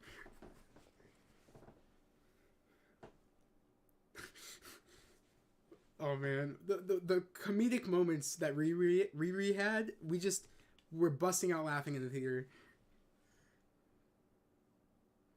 Yeah, she is. And we thought instantly it's gonna be, is it the choice of she's gonna be like her brother and be noble, or is she gonna choose and be like Killmonger and get revenge? And you kind of get like the mixture of like the way the suit looks, a mixture of like T'Challa's suit and Killmonger's suit. And I love the music here too.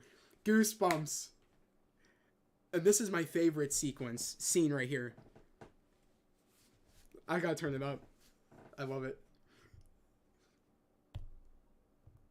Right here. It's so clean, her entrance.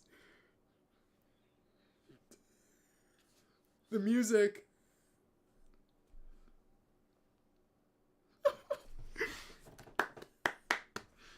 I love this sequence.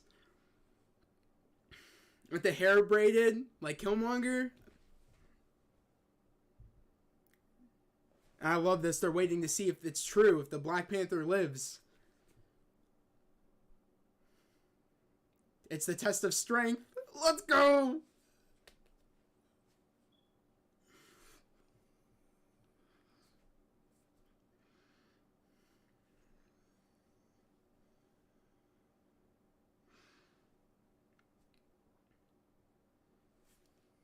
Let's go!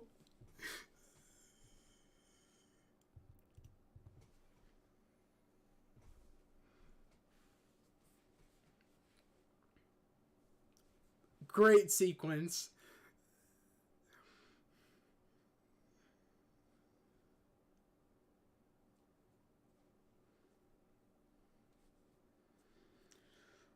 Goosebumps. Such a great sequence.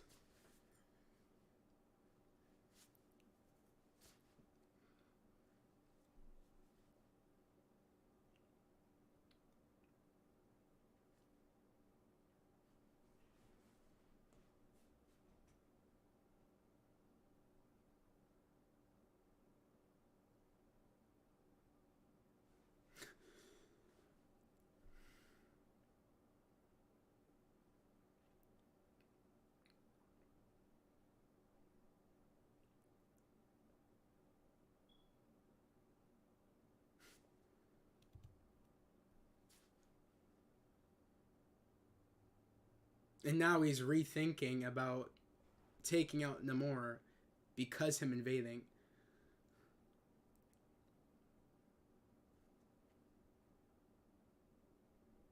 The serpent god.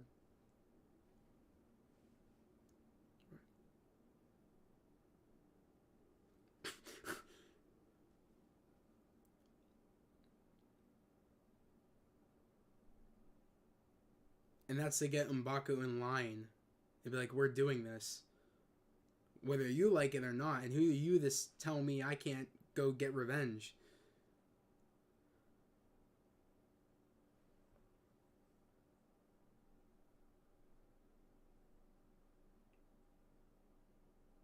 Yeah.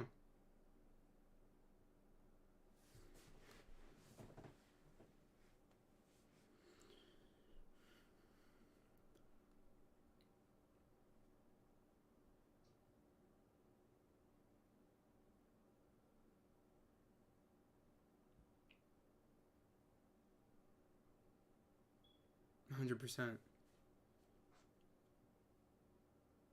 And she wouldn't want that for her people. And he doesn't want it for his people or her. And he doesn't want it for his people, but he chose to do this. And expected no outcome of retaliation from Shuri.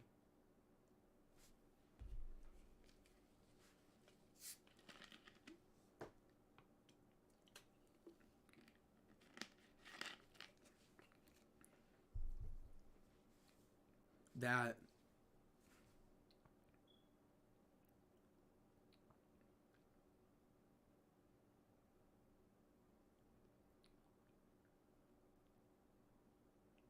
it died with her.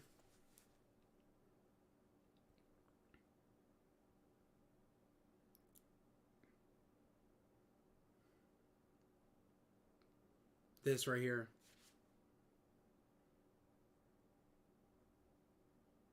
That about her saying she wants Namor dead. She's on a revenge trip, and I'm gonna be honest, Letitia Wright deserved like an best acting award because she killed this. Like, and I'm shocked she didn't get any nominations because she did such a great job. And that's not an easy thing to do. Like, can we talk about that for a second? To like step in a position, you know what I mean, of being the lead character in a movie. You know what I mean? On short notice, of course. You know what I mean? You know what I mean? It's very impressive that she was able to do this.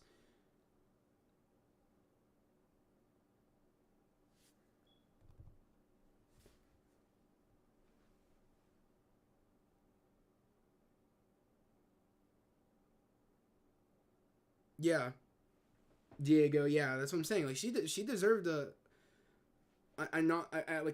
nomination and an award because her performance in this movie was just so good. And she's not about to tell Nakia I saw Killmonger. But I think she kind of gathered that though.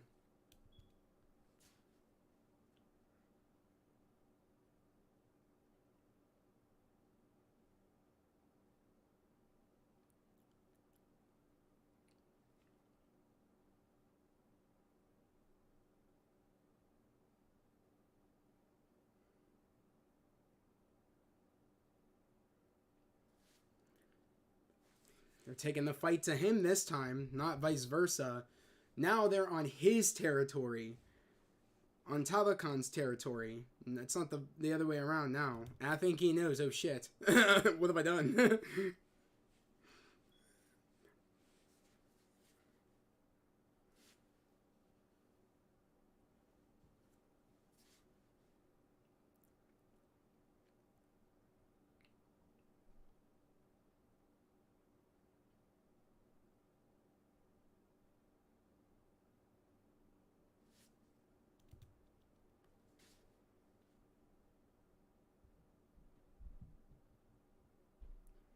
E-Bomb Bay. E-Bomb Bay. Let's go.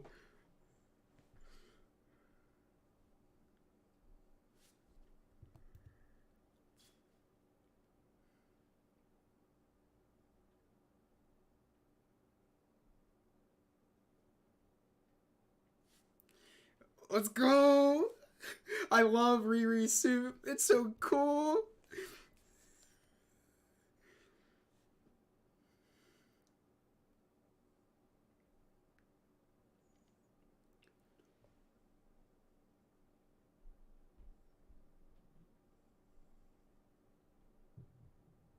Oh, 100%. Yeah, Shuri's suit is definitely on par with T'Challa's suit for sure. I think her suit might be my favorite, if I'm being honest. I love the design. It's great. And I love how it's a design of mixture between, T'Challa's suit and Killmonger's.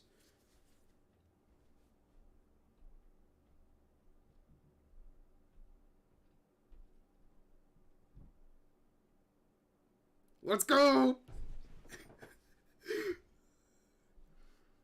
That music, again.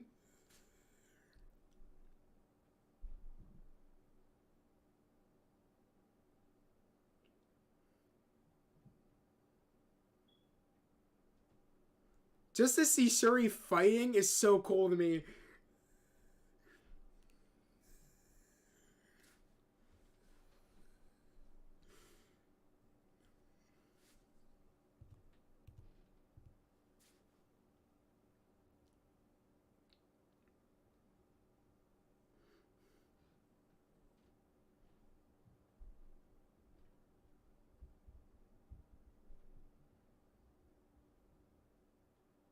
Exactly. Boosters.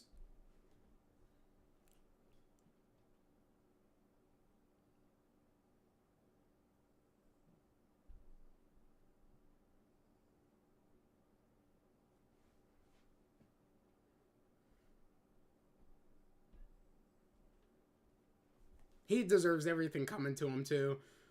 The more he did this. What?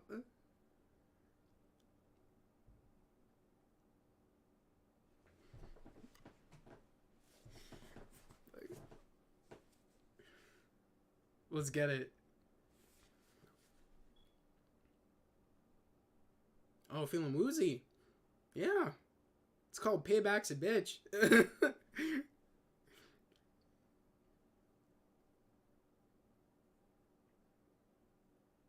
The funny thing is, I actually would have got him a glass of water and smacked it in his face and then fought him.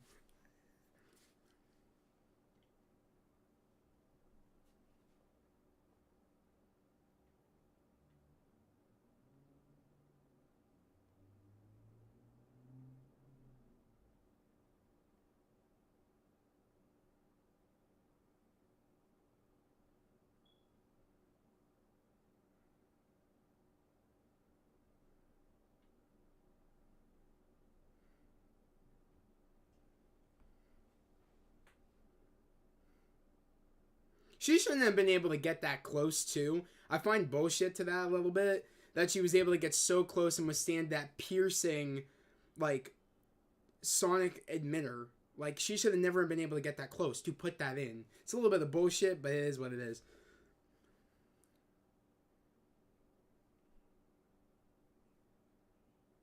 Because I have a feeling if they would have got back to Wakanda, I do think that at that moment, they would have won if they would have gotten back to Wakanda. And this needed to happen for them to stay here, have the fight still in the ocean. And they've kind of made a comeback, the Talokan people, making a comeback in the fight because they had the upper hand, Wakanda at first, but it's like the tides have turned. I get it. I made a little pun there. I didn't even mean to make that pun. That was just clean. The tides have turned. Get it? Oh, and it turned the ship too, so that's funny.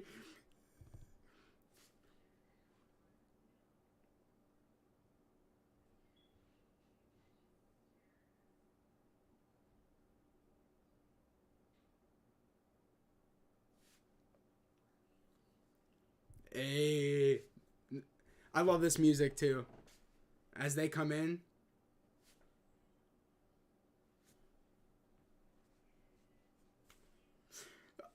fire music choices. Let's go.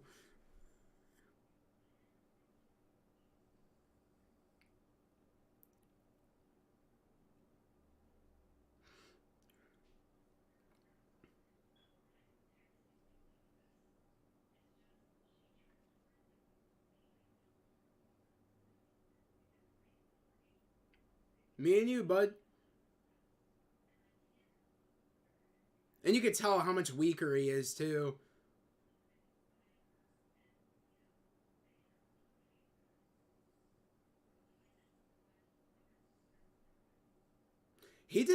Bro didn't think that through at all. That he just blew up a ship, you know what I mean? Like, that took him to a desert island. He really didn't think that through.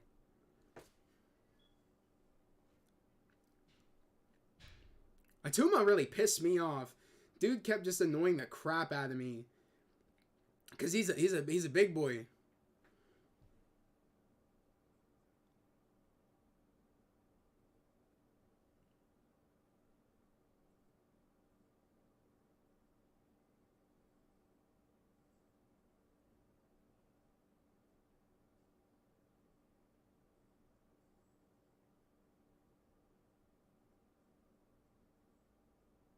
Oh, I am Jan the Geek. I'm doing watch parties for Secret Invasion. That's already a thing I'm going to be doing, and then my actual like unedited screen sharing recording will be up on Patreon. So I'm already going to do Secret Invasion for sure, along with other upcoming Marvel shows. So stick around because big things are coming. And if you actually want to join my Patreon, it's only $5 a month. Movie reaction access and series reaction access for only $5 a month. It's a good deal. He this was these scenes right here, especially when he like I felt that. But she comes back strong. I was so glad when she cut off his wings. He was pissing me off. I did that, dude. There goes your birdie wings. Like, get out of here. She really said you ain't going nowhere. I got you for 3 minutes. 3 minutes of playtime.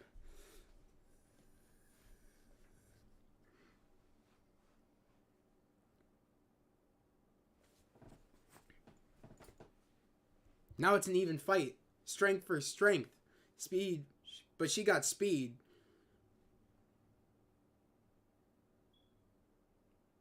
Let's go.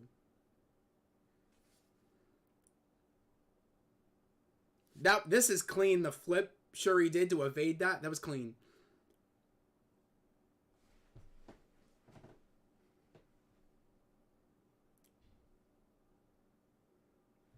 Kinetic energy. Yep.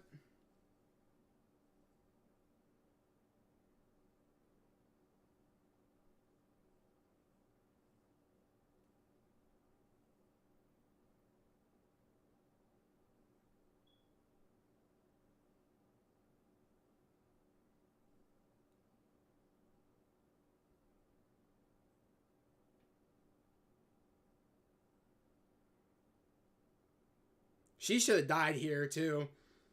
She just got repulsored in the chest. She should be dead.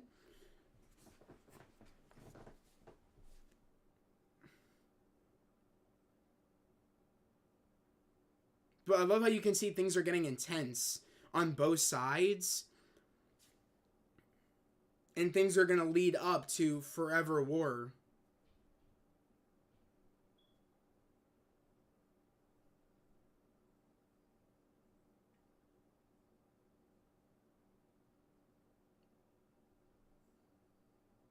I love that music so much. Uh, every time.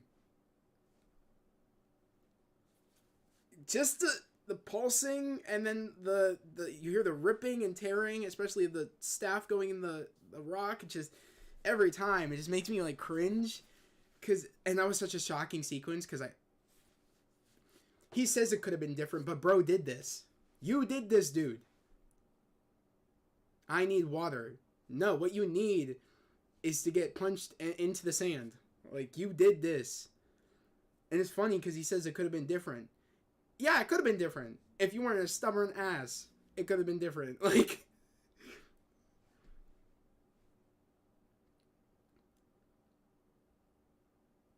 and this is the moment she realizes, like, I think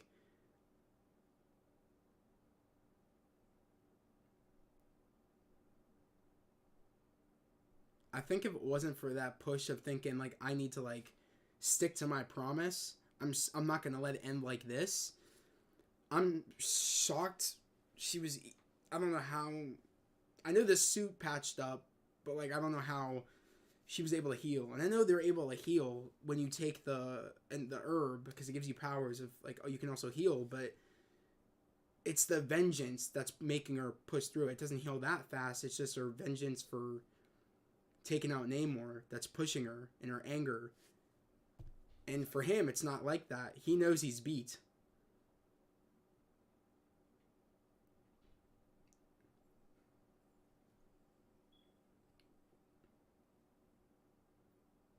That was cold. I love that though, when it just shows that I won, dude. You just fell into my trap, and it was cold what she did. But it was really, especially when the mask came back on with that look. I was like, that's clean.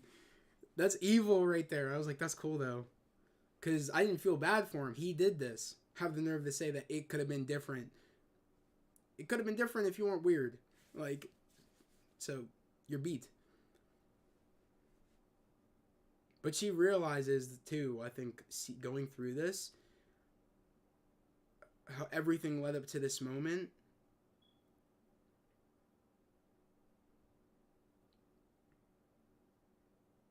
Because this is a strong moment of realizing I can do it right now. But is it the right decision? And this is her kind of feeling like it's going to heal her by doing this. But as Nakia said, this isn't gonna feel like this isn't gonna, you're not gonna heal from doing this. And she's also kind of putting together like, if I do this, I'm putting both of our people in forever war if I go through with this. And is that really what I should be doing? Is it really worth it?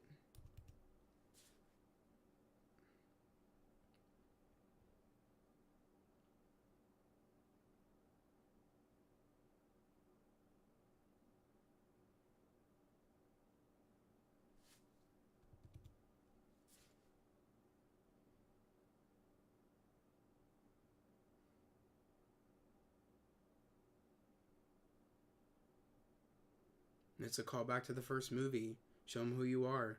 She said it to T'Challa about sparing M'Baku, and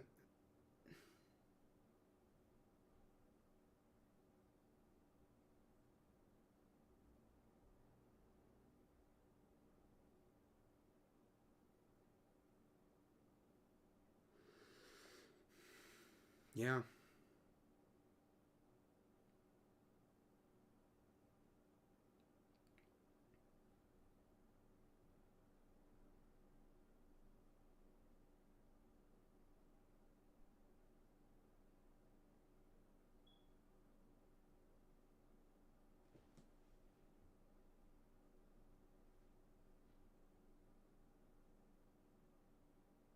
And I think for him, when he sees his mom, I think that is him on the fact of the side of who his mom was. A person that, you know, the good that is of the surface. And that's why he said, I yield. Because she's the good of the surface. That there is good in the surface. It's not all evil. And that's what his mom believes. I feel like that was the symbolism there. And it was damn good symbolism. And the fact that they're going to work together, this made me very happy. Because this is what should have happened. Them helping one another, but not like to hurt anybody. But to protect one another. That's what they should have done. Which that's what Shuri wanted to do. And Queen Ramonda, but he made it very difficult. It took him to lose, like, his people, and them to lose their people, for him to realize, oh, I should have thought about this more.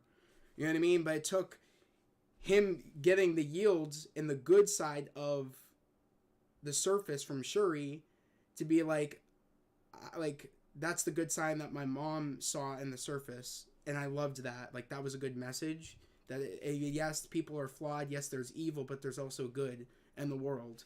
And that's what the mother saw, to want to be buried back on the surface world. Good symbolism. And a perfect song to rebuild. And she restored the Black Panther, which I thought that was beautiful. She's restoring the heart-shaped herb.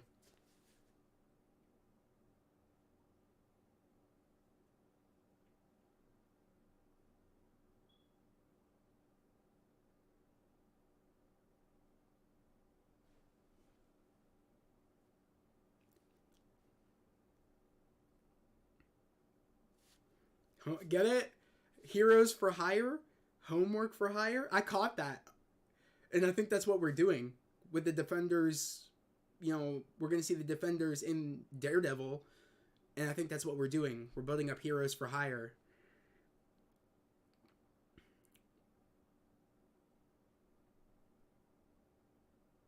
But I don't think they're going to be called the Defenders. I think they're going to be called heroes for hire. I think that's what they're going to be called.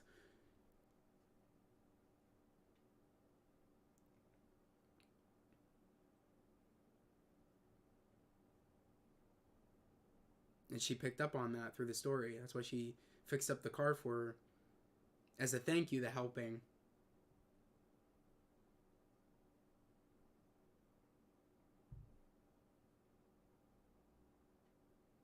I can't wait for Riri's series. It's gonna be so good. I'm looking forward to it.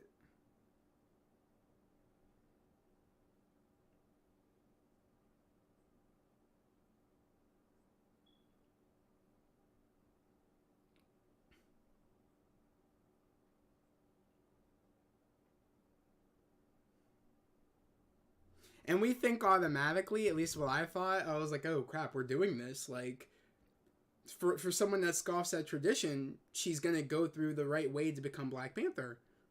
That's what I thought, but I'll talk more about it in a minute.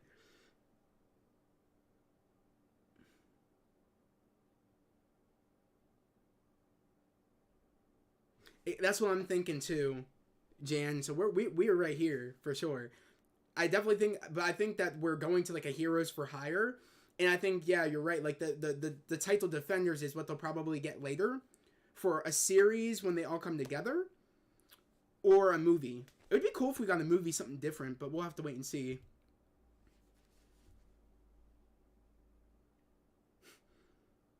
And that's the scoffing at tradition.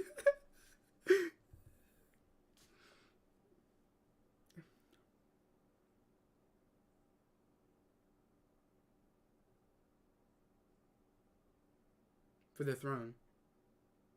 And I think at that moment we kind of have an understanding that, like, you know, M'Baku's going to be the king of Wakanda. In the absence of Shuri. Looked forward to fighting alongside you my entire life. Yeah, she's upset. Namora.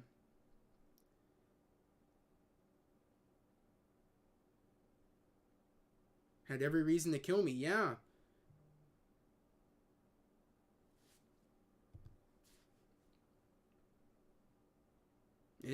Black Panther is the most powerful person.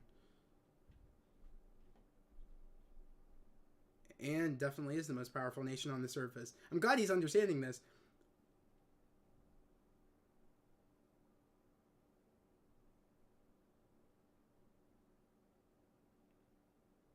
With this alliance, Talokan will be stronger than ever. Yeah.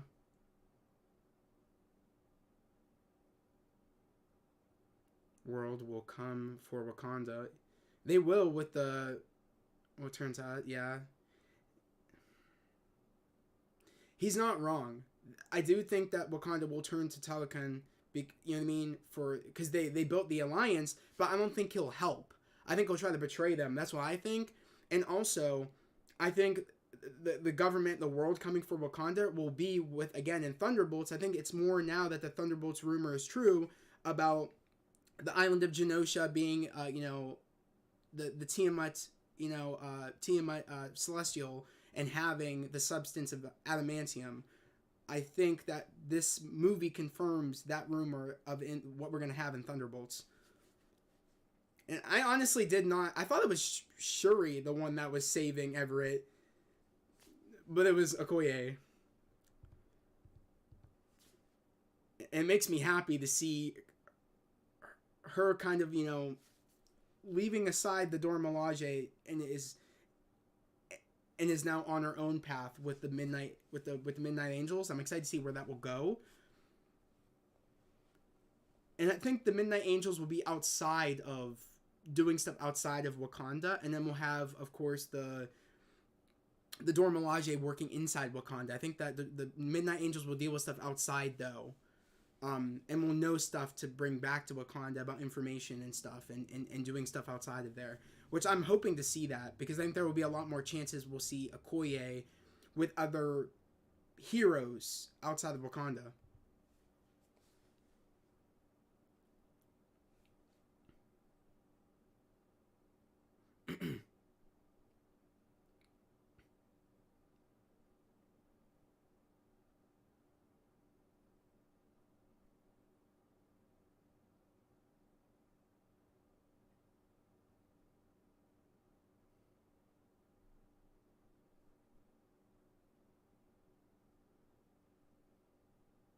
I definitely think Shang-Chi and Wakanda Forever are the best movies of Phase 4. I definitely think so. Because they're the highest on my ranking list of movies and shows and stuff. I definitely think that these two movies are definitely the best. Also with villains, I think, yeah. I predict the Black Panther 3 will be Wakanda teaming up with Talokan versus the rest of the world.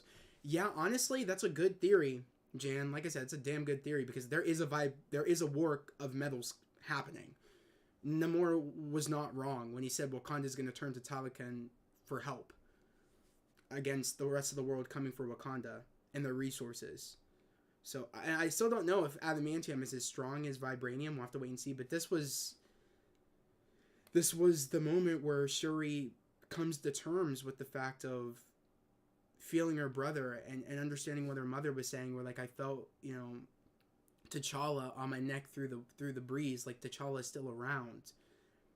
And she's now realizing what her mother was saying, and believing in tradition of that, death is a stepping off point. It's not meaning that someone's going to be gone forever. It means that it means that they're still around and they're not gone. And she's realizing that now. And this was a beautiful sequence, especially with Rihanna's song coming in. Beautiful. Beautiful sequence.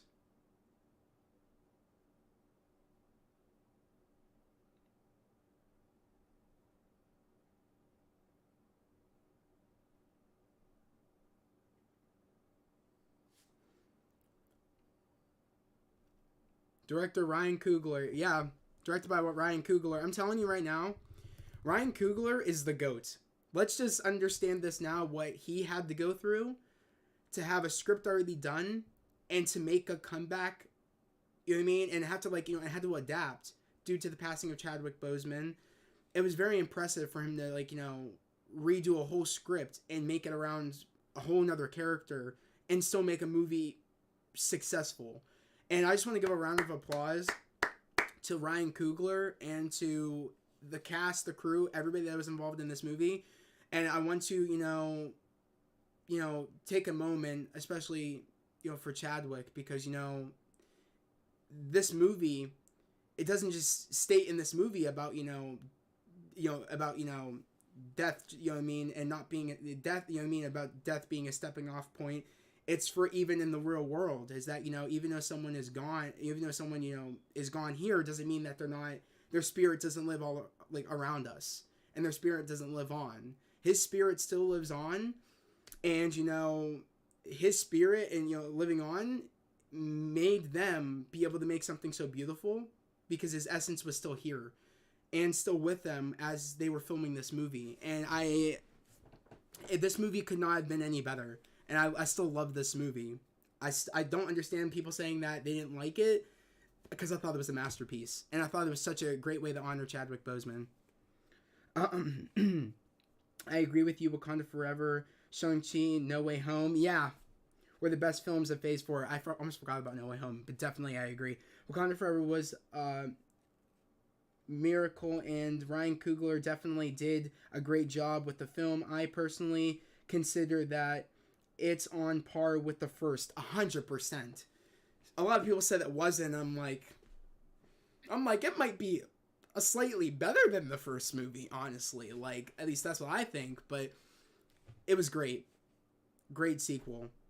And this ending, I definitely can't wait to talk about this end credit, because it personally, I thought I knew where they were going to go, as she said, I have to go do something real quick before Shuri said I have to do something. I have to do this alone real quick. And then right when this part happened, I was more of confirmed of, oh shit, I know what's about to happen. Especially there. I knew instantly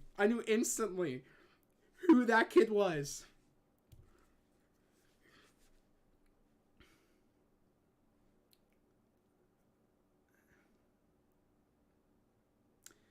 My heart dropped, and I was like,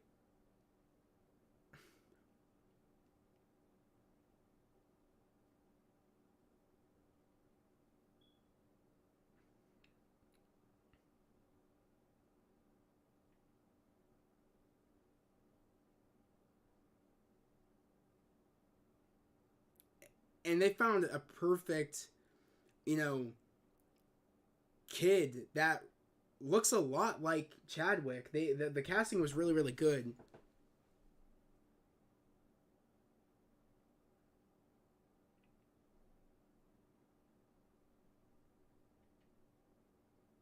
And that made me know that he got to meet his son, and that made me tear up. That he didn't leave the world without meeting his son. He got to meet his son. He got to be with his son, and that made me very happy.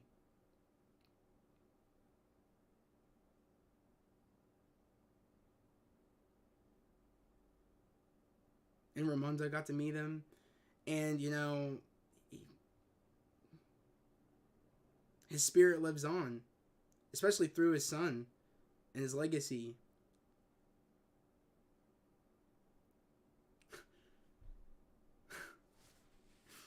He just has the essence of T'Challa.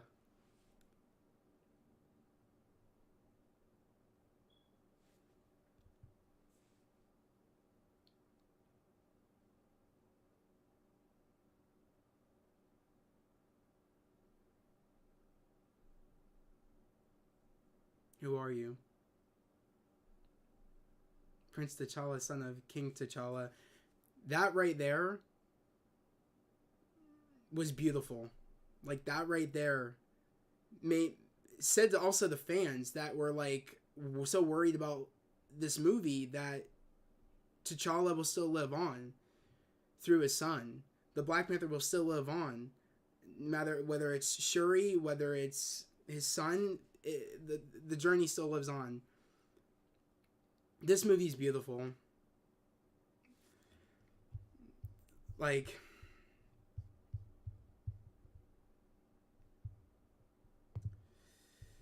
guys, I just want to say thank you for everybody that came to join me. It means a lot to me. I hope they don't recast the kid. I know. I hope they let the kid grow.